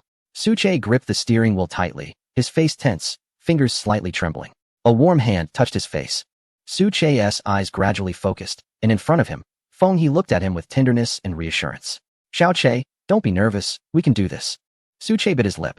He wanted to not be nervous, but it was hard to achieve. After the last city championship, he found it difficult to fully enjoy the competition again. Be good, I'll reward you with sleeping with me tonight. Feng He smiled slightly, speaking in a tone only the two could hear. Just wear that favorite apron of yours, and we'll sleep together, okay? Hiss. Suche trembled all over. His expression changed instantly, going from a nervous young boy to a lone wolf king. Feng, you said that. His voice trembled slightly. Feng He covered his mouth to suppress a laugh. I keep my word. How about it? Can Xiaoche perk up now? Don't worry. Suche's eyes turned red. I will work hard to complete the race. At the headquarters of the Voice of the Night, in a dimly lit room, the door opened a crack, and finally, a thin beam of light slipped through, landing on the curled-up girl. Queen, the modifications are about to begin. Jessica's voice came from outside the door. I know, no need for you to remind me. Queen shivered slightly, taking a deep breath. Lingering as she glanced at the live broadcast on her computer, she picked up her phone and opened the group chat she had with Xingming and Su Chun. There were daily updates from Xingming shared with her. Every day, different fried rice, beautiful car skins, cheeky McFlurry, Su Chun's funny sleeping posture, and their selfies in racing suits as they walked into the competition venue. She typed out a long message, but ultimately deleted it all. After all the words, it finally condensed into two simple words. Go for it. Go for it. Xingming, Su Chun, shine your brilliance to the fullest. At the starting point of the City Car King competition, Su Chun looked ahead, his gaze calm. The phone of Xingming lit up for a moment, but the do not disturb mode didn't make a sound. At the end of the field of vision, the timer on the electronic screen had entered the final countdown. The staff holding the starting flags began to gradually leave the track. Countdown, 10 seconds. A cold electronic voice rang out. Xingming, are you nervous? He reached out, touching a soft object, transmitting strength. Meow? Moss is here, completely unaware of what nervousness means. The lively voice of Xingming rang out ahead, followed by the loud roar of an engine that pierced through the entire track. The surrounding drivers, including Jin Zai, felt a chill and goosebumps. Was that the sound of a catgirl's specialized mecha? However, there was no time to think further. As the starting countdown's prompt tone suddenly rose, everyone's nerves tightened simultaneously. 3, 2, 1, go. Chapter 89. The Gap. The City King racing competition spans a total of 360 kilometers, with 537 turns, including about 100 kilometers of mountainous terrain. At the same time, we do not prohibit confrontations between drivers. Every contestant here is a champion who has emerged from the city championships. They have left the novice protection period and are a group of mature competitors who can face the harshness of the track. With the commentary from the host, Brother Xiao Yi, the director continuously switches the camera between the track and the contestants. We have 5 major challenging track combinations, the most difficult of which is the 476 track combination featuring the Southern Island Guillotine, composed of consecutive hairpin turns, steep jumps, and a right turn cliff. Contestants without rich experience are likely to falter here, but there's no need to worry. We are equipped with ample logistics and medical teams to ensure the safety of the mechas and drivers in case of accidents. This competition adopts staggered starting methods, with 10 mechas per group and a 30-second interval between starts. The 7th group has already started. Please direct the camera to the starting point. As soon as the camera cut to the starting point, a roar of engines pierced through the screen, igniting the passionate atmosphere in the audience. The cheers from the spectators were enthusiastic, especially since the 8th group featured the popular contender Jin Zai from the Night voice training team and his mecha, Lycon. The cheers grew even louder, with banners of Night voice waving in the stands. As one of the giant racing groups, Night voice ranks among the top 3 in popularity in the Huazone region. Even though only a group of trainees is participating in the competition, support from fans is guaranteed as long as they are associated with Night voice. As the starting countdown began, Jin Zai intentionally revved the engine, allowing Lycong's roar to firmly suppress the surrounding mechas. However, a sharper and more soaring engine sound suddenly erupted, instantly tearing through Lycong's sound. Jin Zai stared in astonishment at Xingming not far away. The sound wave is emitted from the machine, but could it be produced by a specialized catgirl-type machine? The sound wave has a certain correlation with the engine's RPM and kinetic energy. A machine that produces a loud sound wave doesn't necessarily have strong power, but a machine that makes no noise at all definitely lacks in power. 3, 2, 1, go. The moment the green light turned on, Jin Zai hadn't reacted yet, while the other competitors had already taken off. Damn it, he immediately activated his machine. Gritting his teeth, I got distracted just by listening to that guy's machine's sound wave. Usually, before a race starts, machines will prompt their drivers to get ready. But this one does not. This machine was temporarily assigned to him by a certain organization. Only after officially becoming a professional driver for that organization would this machine form a bond contract with him. However, this machine is usually very silent, just sitting quietly in one place like a robot, except during training. Without any prompt from the machine, Jean Zhe couldn't say much. Fortunately, the performance of the machine is strong enough that he can make up for the misstep in the subsequent track. The air at the starting point is distorted by the heat wave. The engine roars, and the tires scream as they tear through the surface, leaving trails of white smoke. 10 machines launched forward, almost instantly distinguishing the ranks. The audience erupted in a mix of boos and gasps, with a commentator staring at the screen in shock. His words caught in his throat. He was ready to boast about the organization's training team. However, the one in first place was not Jean Zhe and his machine, but a wingless machine with a dazzling white body. It was Xingming. It was Su Chun and Xingming. What an incredible launch speed. The commentator tightened his grip on the microphone, his voice strained. The training team driver Jean Zhe seems to have misfired his launch, now in fourth place. But he is still overtaking, and the peak speed and burst of his machine are quite strong. Damn it. Jean Zhe focused intently on the two machines ahead, flooring the accelerator in a desperate bid to catch up. This start was ugly. The organization evaluates its drivers not only by results, but also by their performance on the track. Undoubtedly, his launch was terrible. At this moment, Su Chun had already expressionlessly switched to the highest gear. Xingming's engine unleashed its full potential, leaving everyone else behind. The effect of the launch speed upgrade was immediate. Su Chun immediately felt this unreasonable conceptual enhancement. As the chief tuner, although he doesn't race often, he has driven cars that professional drivers may not have, especially with special maneuvers like launch starts, drifting, and jumping. After all, to debug various components, one needs to experience them personally to know if they fit. Data? Data can only serve as a reference. His judgment is more authoritative than the data provided by machines. That's why other tuners are just tuners, while his title carries the word chief in front of it. Buzzing. He heard the sound of an approaching engine behind him. Su Chun glanced in the rearview mirror and noticed that the machine behind Xingming had changed. Currently, a matte black vehicle with silver lines accentuating it, known as the Voice of the Night, is chasing after the competitors. Moss, that bad guy and his vehicle are catching up. Upon hearing the agitated reminder, Su Chun smirked slightly. Don't worry, they won't catch up. Why not, meow? Because our peak speed is higher than theirs. How do you know, Moss? Xingming tilted her head, full of curiosity. Does Master have a detector in his head that can see the peak speeds of other vehicles? In the race, don't look back. Su Chun playfully pinched Xingming's bottom. Because I am your master, so I know everything. Xingming giggled, stuck out her tongue, and refocused on the racetrack. As it turned out, what Su Chun said was true. After a certain distance, the pursuing vehicle could no longer catch up, and the gap between them and Xingming continued to widen. This left Jean Zhe, in the cockpit of the pursuing vehicle, completely dumbfounded. Can't catch up? Impossible. Why can't we catch up? His earlier smugness instantly turned into disbelief. He had just overtaken two competitors and was on the verge of catching up to Su Chun and Xingming to redeem himself. Yet, Xingming's speed was increasing, so much so that even the high-speed vehicle couldn't keep up. Could it be that Xingming's speed attribute was even higher than the pursuing vehicle? How could that be? The pursuing vehicle was a B-class model. Xingming had initially been a D-class vehicle, and within less than a month had risen to B-class? Jean Zhe found this hard to believe, and anyone hearing it would think it was absurd. Did they really think improving a vehicle's attributes was that simple? Course, holy marks, and memory training pills. None of them are cheap. Many drivers find that changing a vehicle's core only results in a slight increase in attributes, yet costs several times more than before. As for memory training pills, they are even less accessible. Ordinary drivers, or those from small clubs, rarely get to touch them. Only large clubs and championship winners can obtain such rare resources. The audience was buzzing with discussions. How could a trainee from the Voice of the Night not keep up with an unknown competitor? Isn't that ridiculous? Trash. Go home. They were embarrassed and thought they were tarnishing the reputation of the Voice of the Night. Some fervent fans had already begun to criticize Jean Zhe harshly. The broadcast director cleverly cut to several angles, leaving many viewers confused about the current situation. Brother Xiaogo was also puzzled, but he had a helper. Now, let us invite our track analyst, Mr. MacArthur, to explain. Click. MacArthur frowned and pushed the microphone that was resting on his chin away. These hosts are so rude. Why do they all like to shove microphones in people's faces? Good morning, viewers. I am Old Mai, a 5-star track analyst. MacArthur cleared his throat and looked intently at the camera. Su Chun and Xingming are the champions of the Binzhou City Championship, and I happen to be the analyst for that race.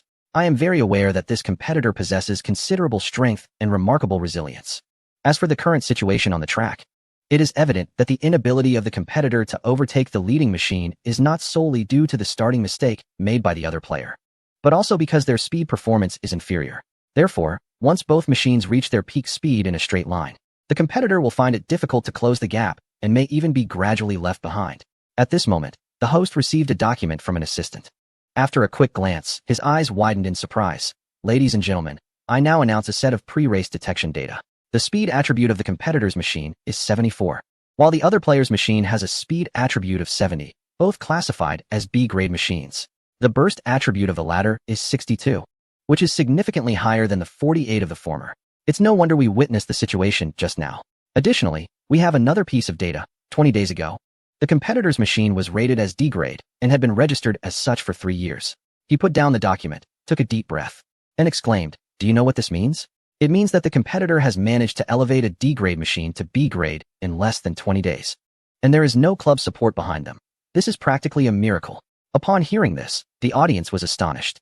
Fortunately, the host's broadcast does not reach the competitors. Otherwise, many of them would be affected mentally just from hearing this information. In just 20 days, transforming a D-grade machine into a B-grade one is simply extraordinary. The resources required for upgrading a D-grade machine could have purchased a B-grade machine directly.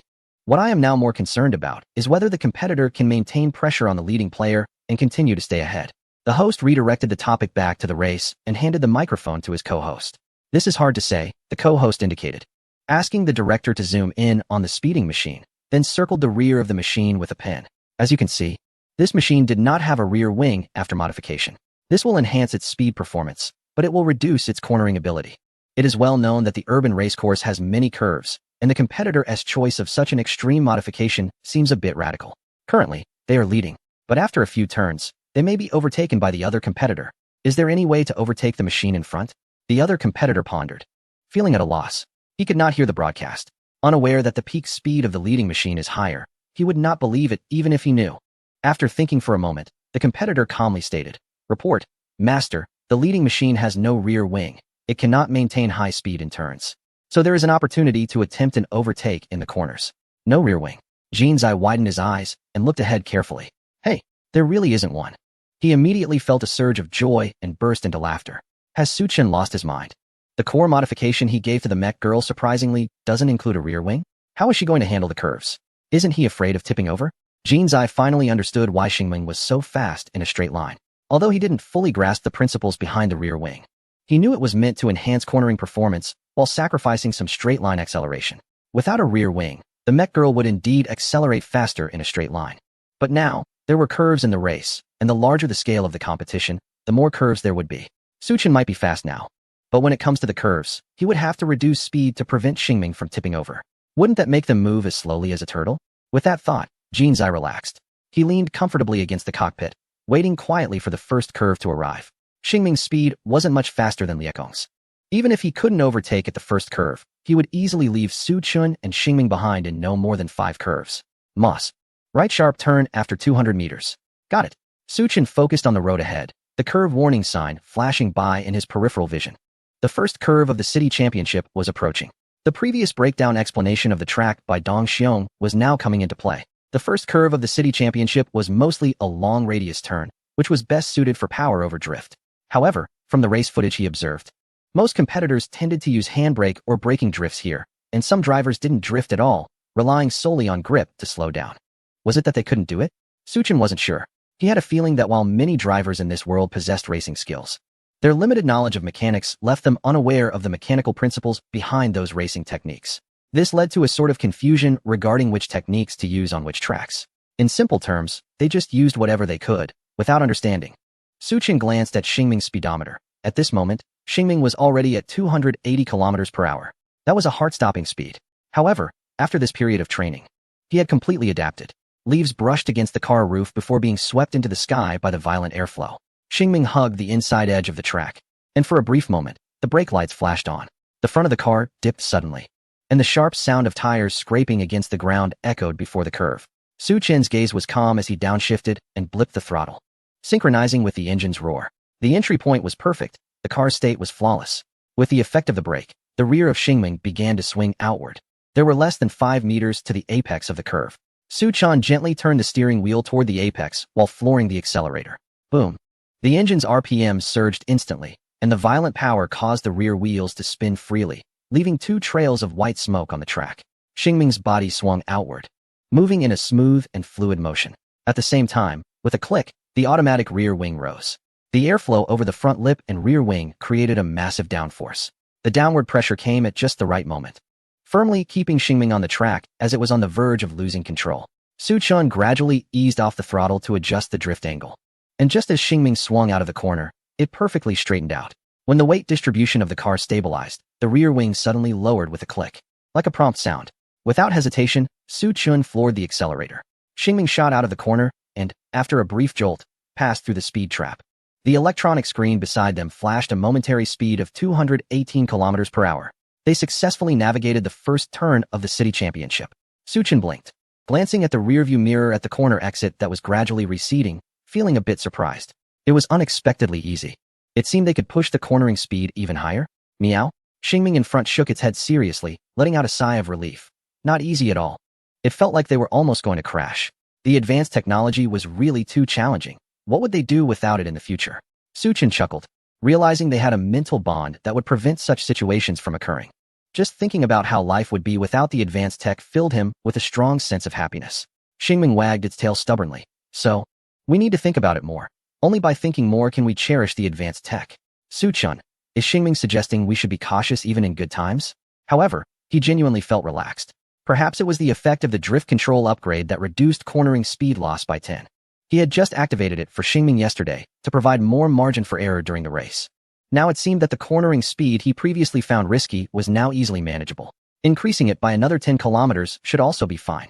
What Su Chun didn't know was that while he and Xingming smoothly navigated the corner, even feeling a bit calm, the audience and the broadcast team were in an uproar.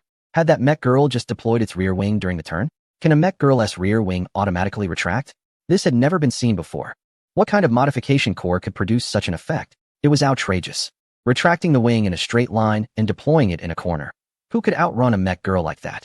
Burn Goose was stunned for a long moment before reacting, shouting at the equally stunned camera crew nearby. Quick, replay that footage and zoom in. The big screen replayed the scene of Xingming navigating the corner, with the zoomed-in effect. The process of the wing's deployment was clearly visible. This must be the effect of a modification core, right? He asked MacArthur, who was also bewildered. Yes, it seems so. I've never seen it before. However, after a strict pre-race inspection, there were no illegal modifications among the competitors. So this wing deployment effect should be due to some rare modification core. MacArthur, a seasoned track analyst, quickly composed himself, his expression serious. Undoubtedly. If the modification core used by Su Chun could be mass-produced, it would be a revolutionary impact on racing competitions. But to understand the specifics, we will need to study it further after the race. Speaking of which, friends in the audience, have you not noticed how smoothly Su Chun and the Xingming competitors navigate the turns? Smooth turning? Who cares about that? The spectators in the stands are already confused, and the drivers and mechanical assistants who came to watch the race are equally stunned. Meanwhile, the heads of various clubs and tuning teams are collectively going crazy. Within 3 minutes, I want to know the core information about that adjustable rear wing modification. Who knows which club Su Chun belongs to? Who is his tuner? Does anyone know?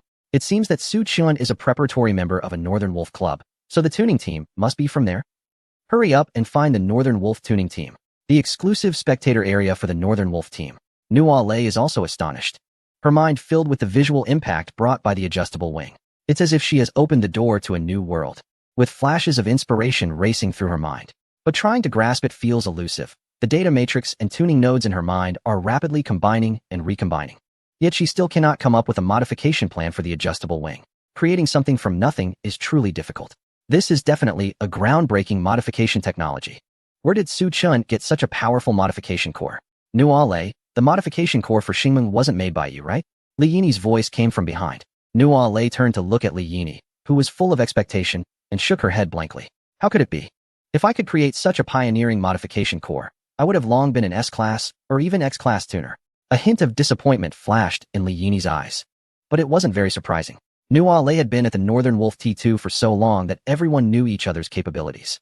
Then you should run quickly. She pointed to the adjacent spectator area. If you don't run now, you won't be able to. Nua Lei was still puzzled about why she needed to run. Following Li Yini's gaze, she then realized that a group of tuners and club managers were staring at them with intense focus. charging towards them like crazed zombies.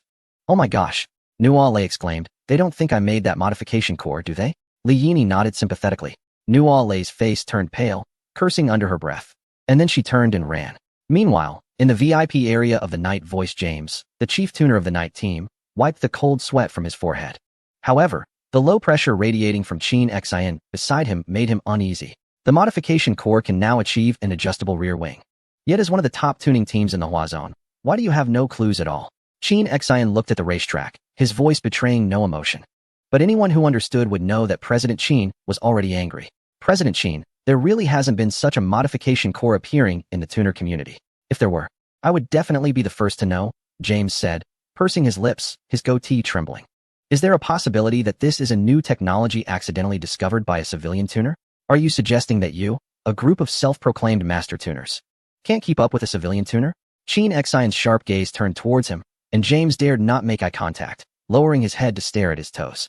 What is the point of the Night Voice Group, spending so much money to support you? A bunch of useless people. I only give you 1 week. Qin Xion withdrew her gaze and continued watching the race. Within a week, develop a modification core with tail wing lift technology, and achieve mass production within a month to equip all the machine girls. If you can't do it, you can leave. Understood. James nodded pale-faced.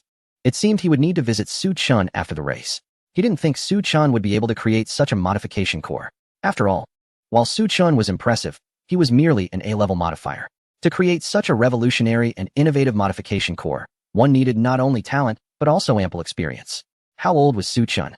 How much modification experience could he possibly have? Qin Xion shared a similar thought with James.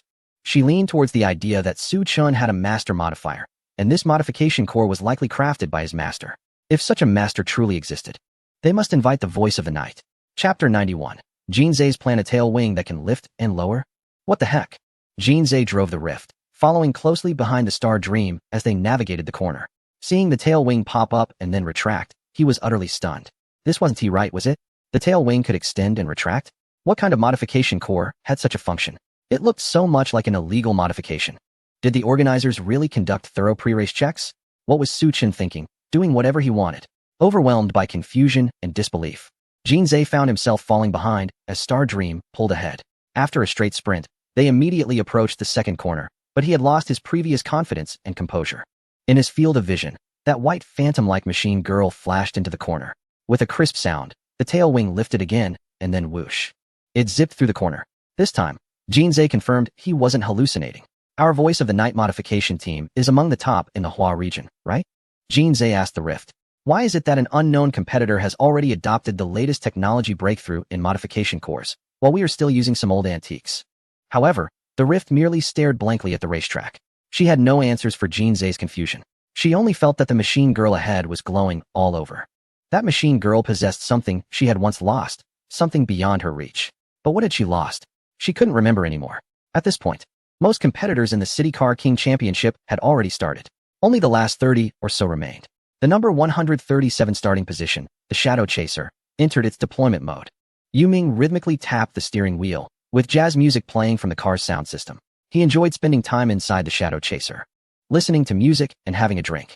He didn't understand jazz, but he enjoyed the atmosphere it created, making him seem melancholic and aloof. What was all the commotion outside? He vaguely heard the host's voice sounding a bit excited. I don't know. Can't you just turn down the music a bit to hear better? Zhuiying rolled his eyes.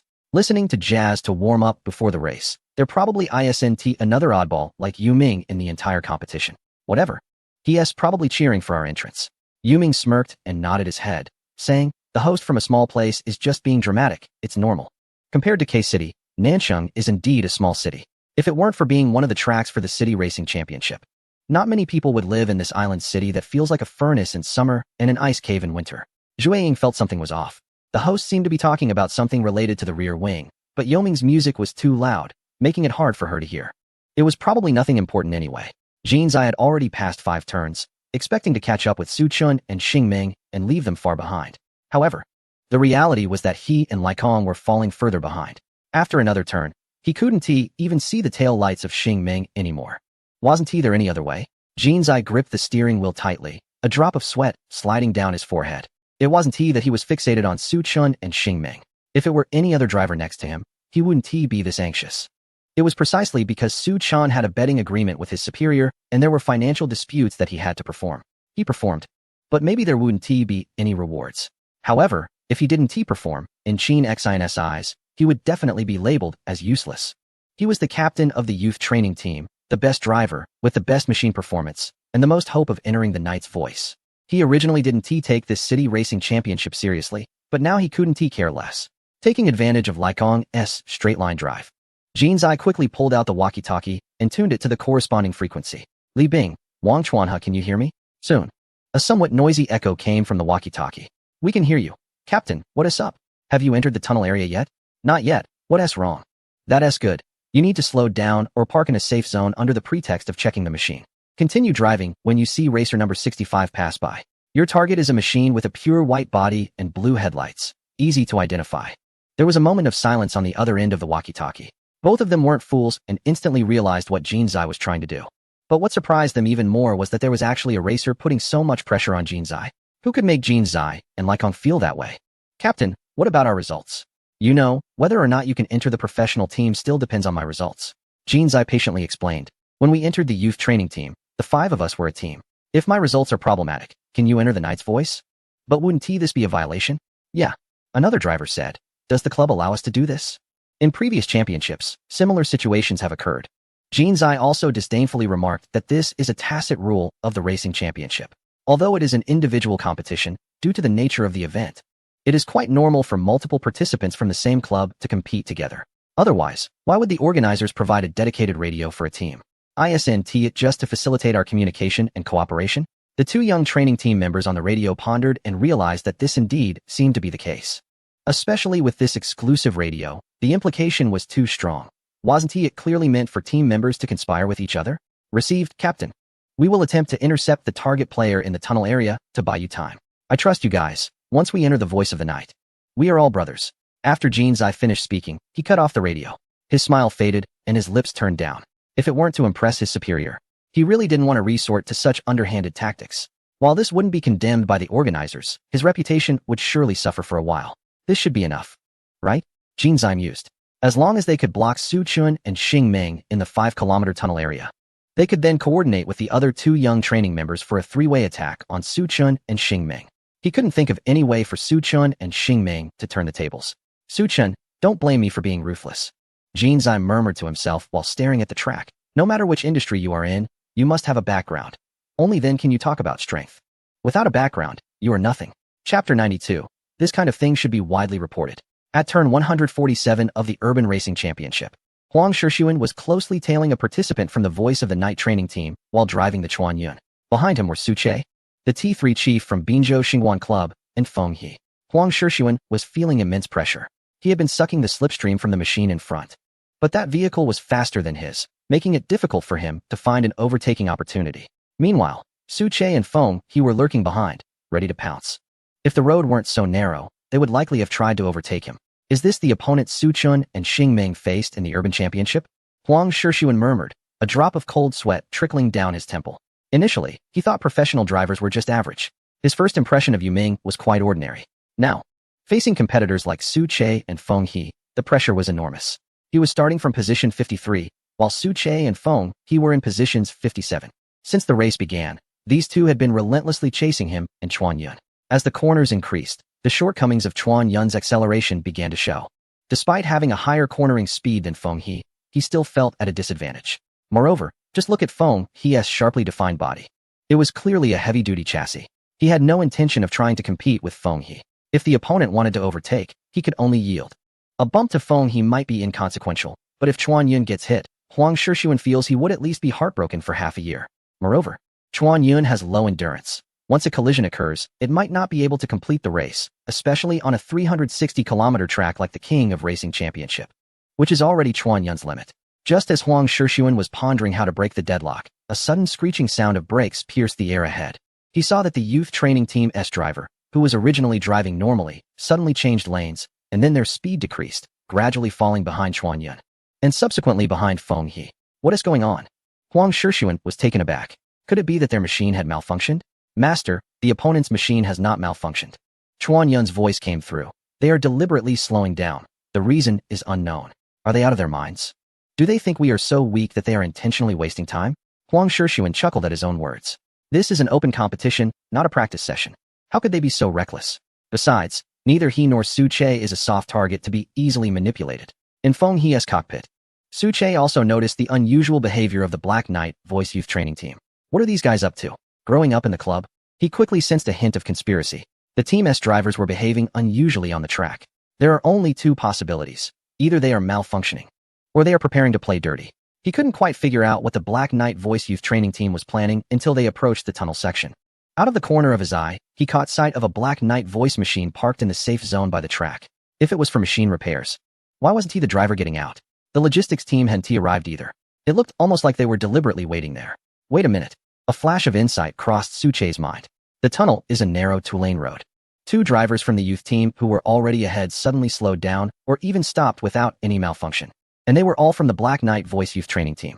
I see. Su Che snorted coldly. This Black Knight Voice Youth Training Team is not up to any good, using underhanded tactics. Oh, little Che is so smart. What have you figured out?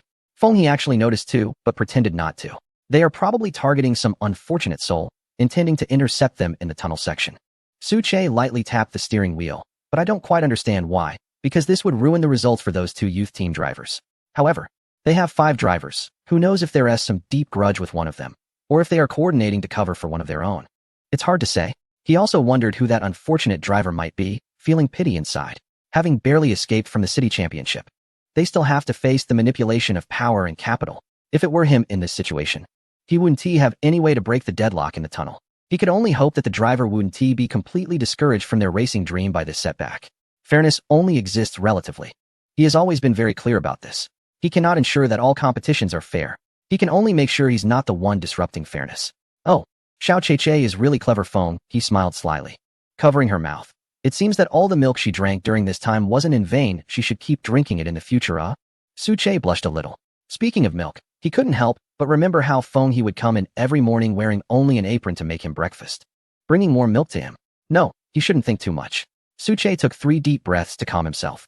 This is a competition after all. There's no time to think about anything else. If he wanted to think, it should be after the competition when he gets good results. In the broadcast booth, Xiao Edge and Make ASU also noticed the unusual actions of the Night Voice Youth Training Team. Coupled with the fact that Jin Zhe and Lai Kong had been suppressed by Su Chun and Xing Meng for so long, it was clear what these youth teams were up to. It seems that Night Voice wants to ambush Su Chun and Xing Meng. Xiao Edge turned off the microphone. Looking disdainful, Lao Mai shook his head repeatedly. Although the City Car King competition doesn't prohibit such tactics, I really didn't expect such a large group like Night Voice to resort to such underhanded methods. Honestly, it's a bit embarrassing. Boss, are we going to give the camera to Night Voice later? A cameraman asked Xiao Edge. Of course, why not? Xiao Edge chuckled. We broadcast our own. And although Night Voice is a sponsor, they can't take away our rights as hosts, right?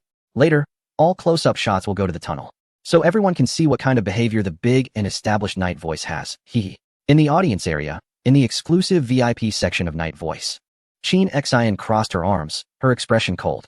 The coaches of the youth training teams nearby didn't dare to say a word as they looked at her gloomy face. The youth training teams had already begun to coordinate on the field. Regardless of whether their tactics succeed, they've already made a mess of things for the Night Voice group. After a third of the race, in the cockpit of Xing Ming, Su Chun looked relaxed. The only real threats, Jin Zhe and Lai Kong, had already been left far behind. He just needed to focus on handling each turn well. He even had time to squeeze out some faith and transmit a wave of resonance. Master, we're approaching the tunnel segment. Xing Ming gently tapped Su Chin's mischievous hand behind her, saying that it's dark inside, and the road is narrow, only a double lane. So we need to pay attention to safety, meow? Okay, Su Chin nodded. After the tunnel is the first challenging segment. The downhill 5 consecutive hairpin turns are also the first segment where significant gaps can be opened. Suddenly, a warning sign flashed in his peripheral vision. A maintenance sign? Xing Ming, did you see that? I saw it. Meow, it's indeed a maintenance sign. There's a maintenance vehicle parked in the safety zone ahead. Su Chin frowned slightly. So far, this track hasn't been too difficult. Who's doing maintenance ahead? Could it be that there's been a collision? Due to the high speed of the maintenance vehicle. And as they are about to enter a narrow road, the maintenance sign would be placed 1 kilometer in advance. And then again at 500 meters and 200 meters from the maintenance vehicle, giving a total of 3 warnings to the following competitors. If the maintenance has been completed, then the subsequent 2 signs will turn green. These maintenance signs are placed by the logistics team. As Su Chun and Xing Ming approached the tunnel entrance, he saw the last green maintenance sign flash by in his field of vision. Then, driving Xingming, he took a sharp turn. The tunnel entrance was just ahead. At the same time, two nearly parallel racing machines appeared in front of him. These machines had black bodies adorned with silver trim, and they all bore the same team insignia of a cross and crescent moon at the rear. Upon seeing the two competitors from Knight's Voice, Su Chun was momentarily taken aback. However, he quickly realized what was happening. They were being set up. He suddenly felt a bit amused. Back on Earth, he had encountered various underhanded tactics, and it seemed that even in this new world, such schemes still existed, without any pretense. Underhanded tactics in racing competitions were almost unavoidable due to the inherent disparities between clubs. Competition between clubs also inevitably led some to resort to dubious means. However, the underhanded tactics among clubs on Earth were generally more subtle and rarely showcased in front of the audience, such as smear campaigns, sowing discord, false complaints, monopolizing material supplies, and logistical interference. In contrast, the tactics used by Knight's Voice's training team were downright crude compared to those clubs on Earth, which made him want to laugh. But soon after, a wave of anxiety washed over him. Su Chun glanced at the nearby track conditions. They were about to enter the tunnel segment.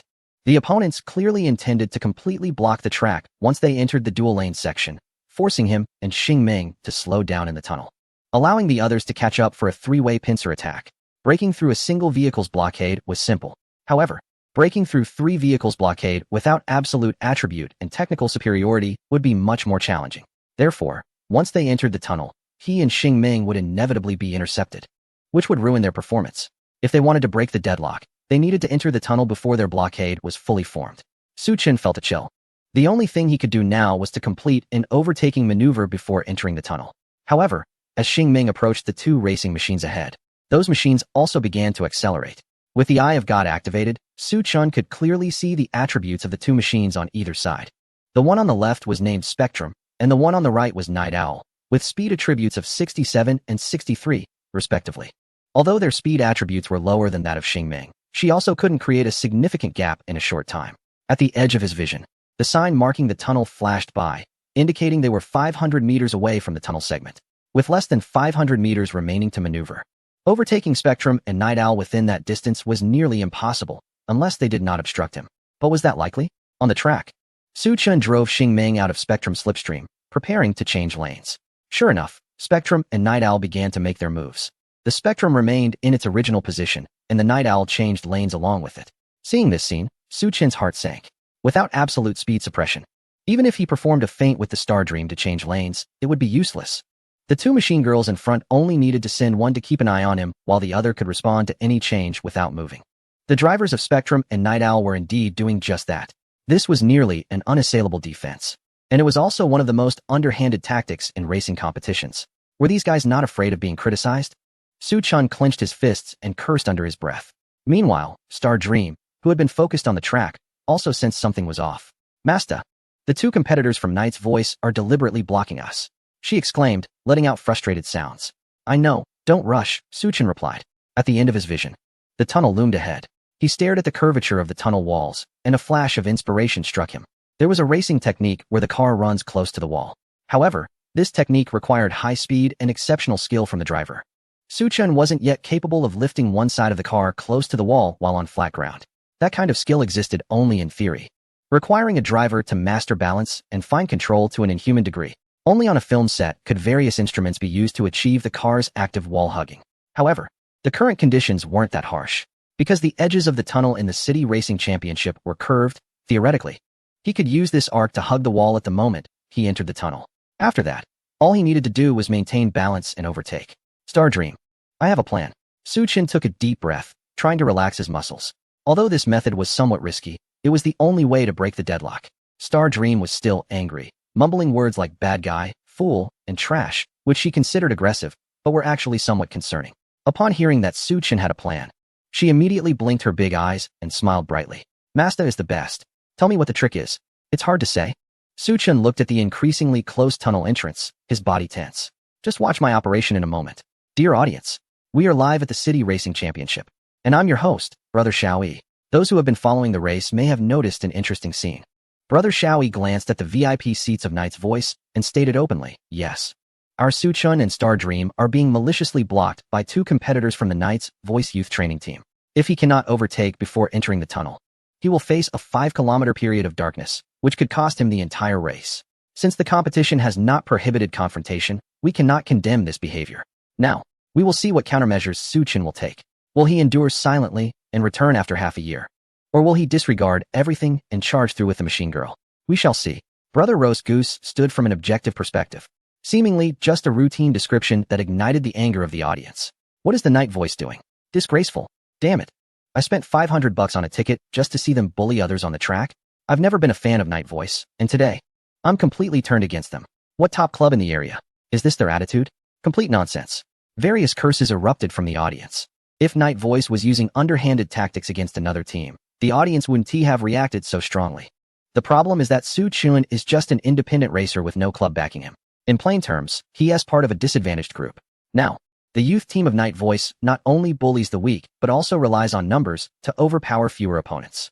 For the true fans of Night Voice, the actions of the youth team feel like they are being fed garbage. In the VIP section, surrounded by the sounds of cursing, James and Jessica looked pale, keeping their heads down and not daring to speak. Sheen Xin appeared expressionless, seemingly unaffected by the insults. However, her cold gaze and tense fingers revealed her inner turmoil. Jessica had been Sheen Xin's assistant for quite some time, and she could tell that Sheen Xin was already contemplating how to deal with those 5 young members of the youth team after the race. Sigh. One misstep can lead to eternal regret. Watching the live footage of the race on the big screen, Jessica couldn't help but sigh. Why don't these young people understand? For Night Voice, winning is important, but maintaining the dignity of the larger group is even more crucial. As for the situation with Su Chun and Xingming, she couldn't bear to look anymore. With the youth team's interference, Su Chun's performance in this race was completely ruined. However, at that moment, a screeching sound of brakes suddenly pierced the air. The tires screeched against the ground like a reluctant roar, accompanied by the engine's howl, striking heavily in everyone's hearts. At that moment, whether they were cursing or indifferent, everyone unconsciously focused their attention on the big screen. They saw, 50 meters from the tunnel entrance, a dazzling white figure cutting towards the tunnel wall at a nearly reckless angle. Chapter 94. Astonishing maneuver. The entrance of the City Racing Championships tunnel featured a beautifully curved design. This streamlined wall was crafted to reduce wind resistance. It wasn't until a mad idea popped into Su Chun's mind that he realized something. It seemed that during the City Championship, the tunnel entrance had a similar design. Thanks to this curved wall, he dared to attempt wall riding, even if he only understood the theory behind it. 100 meters from the tunnel entrance, Su Chun lightly tapped the brakes to slow down. At a speed of 200 kilometers per hour, he reached the limit at which he could react effectively to sudden situations. He was 50 meters away from the tunnel entrance. His eyes narrowed slightly, and a cold sweat trickled down his forehead. In the next moment, he slammed the accelerator with his right foot while sharply turning the steering wheel about 45 degrees to the right. The vehicle began to tilt to the right. But that wasn't enough. He continued to turn the wheel until it reached its maximum position. The dim light of the tunnel engulfed him and the vehicle. The howling wind outside the car window roared like a beast. His field of vision flickered from light to dark, and in that fleeting moment, he had made the necessary adjustments. He eased off the accelerator, slightly corrected the steering wheel, allowing the vehicle to precisely kiss the right wall at an angle of about 30 degrees. Creak. The sound of the tires compressing made his heart race. His vision began to tilt, turn upside down, and a sensation of weightlessness accompanied a jolt, but soon everything calmed down. The vehicle stabilized, leaning against the tunnel wall at about a 45-degree angle, with 2 wheels on the track and 2 against the wall, speeding along. He was tense, fully focused. His left foot hovered above the brake pedal, ready for fine adjustments. His right foot delicately controlled the accelerator, as too little pressure would cause the vehicle to lose its grip and slide down, while too much would lead to instability due to excessive friction. At that moment, the vehicle seemed stunned, gazing blankly at the tilted world ahead. It had never imagined that its driver could execute such a brilliant maneuver. But then, an excitement surged from within, stemming from its own lineage. It cheered, "You're amazing. Now I've turned into a wall-climbing spider." The description was quite fitting. The vehicle now resembled a spider scaling the wall. The 2 drivers from the opposing team were equally astonished. What is he doing? Wall driving. Didn't the captain say he was just a casual driver? Can a casual driver have this kind of skill? What are you all shouting about? I can't hear the route instructions, came a frustrated voice through the intercom. Captain, one driver stammered, "You might not believe it, but that casual driver you had as target. He can wall drive. He can go up the wall." He emphasized the words casual driver as if they were a curse. How could he be a casual driver? If he was, then those who truly were casual would be like discarded leaves in a garbage dump. What did you say? He can go up the wall. The voice on the other end of the intercom rose an octave, sounding distorted. Clearly, the captain was also taken aback. Are you joking? You're not just making excuses for not being able to stop him, are you? Captain, just watch the footage after the race. With that, the driver abruptly hung up the intercom. All he could think about now was to closely observe this top-tier wall driving technique. He had only seen it occasionally in highlights of elite drivers before. Today was the first time he witnessed it live. In the stands, nearly all the spectators stood up, staring at the big screen in disbelief. The host, holding the microphone, was trembling but quickly reacted with a loud shout. Dear audience, unbelievable. Su Chun and the Xingming contestant actually used wall riding technique. No driver has ever employed such a difficult maneuver in the history of the City Car King Championship. It's simply a dimensionality reduction attack. I now seriously doubt the thoroughness of the competition's vetting process for the drivers. A driver capable of executing such a complex technique cannot possibly be an amateur without a club contract. The host expressed everything he wanted to say, wanting only to vent his shock and excitement, regardless of the stakes. In the audience, Li Yini, who had just taken a sip of soda and hadn't swallowed it yet, sprayed it all out while watching the big screen. In the VIP section of the Black Knight voice, Qin Xian's usually calm face showed surprise for the first time. Wow, that's incredible. Jessica couldn't help but curse. She felt she had been a bit loud before.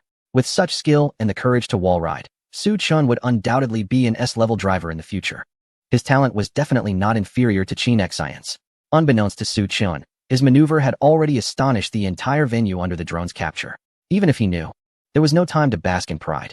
He was now on high alert, walking on thin ice, carefully controlling the Xingming's body, fearing any mistakes. After wall riding, he gradually increased speed. He couldn't just play it safe, he had to overtake. Beneath the stunning and dazzling maneuver lay countless details that intimidated many. He had to continuously fine-tune the steering wheel, maintaining a slight 35-degree oscillation to ensure that the right tire of Xingming stayed tightly against the wall. At the same time, he needed to keep the throttle fluctuating between 33-37, adjusting the power output according to the subtle undulations of the wall. Any misstep would cause Xingming to lose the wall contact. And in this narrow tunnel, especially when approaching the two competitors ahead, it was undoubtedly very dangerous. Ma Masta. 100 meters ahead, sharp left turn, meow. Xingming's voice trembled as she noticed that Su Chun showed no sign of slowing down, and she felt inexplicably anxious. Is Masta's speed too fast? It's already 264, meow. It's fine. Su Chun fixed his gaze on the track, gritting his teeth. The faster, the better. Boom. Amid the roar of the engine, the two competitors' machines were right in front of him. The curve was also approaching. The machine Spectrums and Night Owls had already begun to slow down and drift into the turn under their respective drivers' control. But Su Chun had the throttle pinned down, showing no intention of slowing down. Just as Xingming rushed into the apex of the turn, Su Chun slightly moved his wrist, turning the steering wheel to the left to slightly reduce Xingming's tilt angle. Maintaining the previous angle could potentially lead to an injury due to insufficient buffer distance. Now, his calculations and experience told him it was completely sufficient. At the moment Star Dream entered the apex of the turn, the immense centrifugal force should have flung her outward. However, due to the wall riding technique employed, this centrifugal force actually helped the vehicle press more tightly against the right wall. At this point, Star Dream's cornering speed was 271 kilometers per hour. Even on a provincial-level track, such a speed would astonish everyone. Now, this astonishing cornering speed appeared in the Urban Car King competition. With a snap, at the moment of exiting the turn, both of Star Dream's wheels precisely crossed the speed sensor. Simultaneously, the vehicle brushed past the Night Owl, which had just returned to the straight after the turn. For the Night Owl and Spectrum, whose average cornering speed was below 200, Star Dream's current speed was akin to another launch from a standstill. After exiting the turn, Su Chun made minor adjustments to the steering wheel, allowing Star Dream to gradually return to the track along the curved wall. From entering the tunnel to wall riding and then overtaking through the turn, Star Dream maintained an average speed of around 250 kilometers per hour. At this moment, the two players from the Knight's Voice Youth Training Team, who had just exited the turn, could no longer see Star Dream's shadow, let alone stop her. They could barely catch a glimpse of her taillights. Chapter 95. Let's do it again. Now, let's revisit the incredible maneuvers of Su Chun and the Star Dream driver. The big screen displayed footage just captured by a high-speed drone. First at normal speed, then at 0.3x speed. The white Phantom smoothly ascended the wall, leaving a trail of tire smoke at the tunnel's entrance. Before the smoke had dissipated, Star Dream had already reached the first corner inside the tunnel. At the moment of entry, the vehicle transitioned from a state of half the tires on the track and half against the wall to all four tires riding the wall. This scene was truly breathtaking. Even in slow motion, the moment Su Chun drove Star Dream up the wall and executed the four-wheel wall riding overtake remained visually captivating. In slow motion, Star Dream's terrifying cornering speed made the two competitors from Knight's Voice Youth Training Team look like snails crawling slowly on the track. The audience erupted in astonishment. Previously, they had been so awed by Su Chin's extraordinary maneuvers that they forgot to speak or breathe. This slow-motion replay finally allowed them to release their shock and excitement through cheers.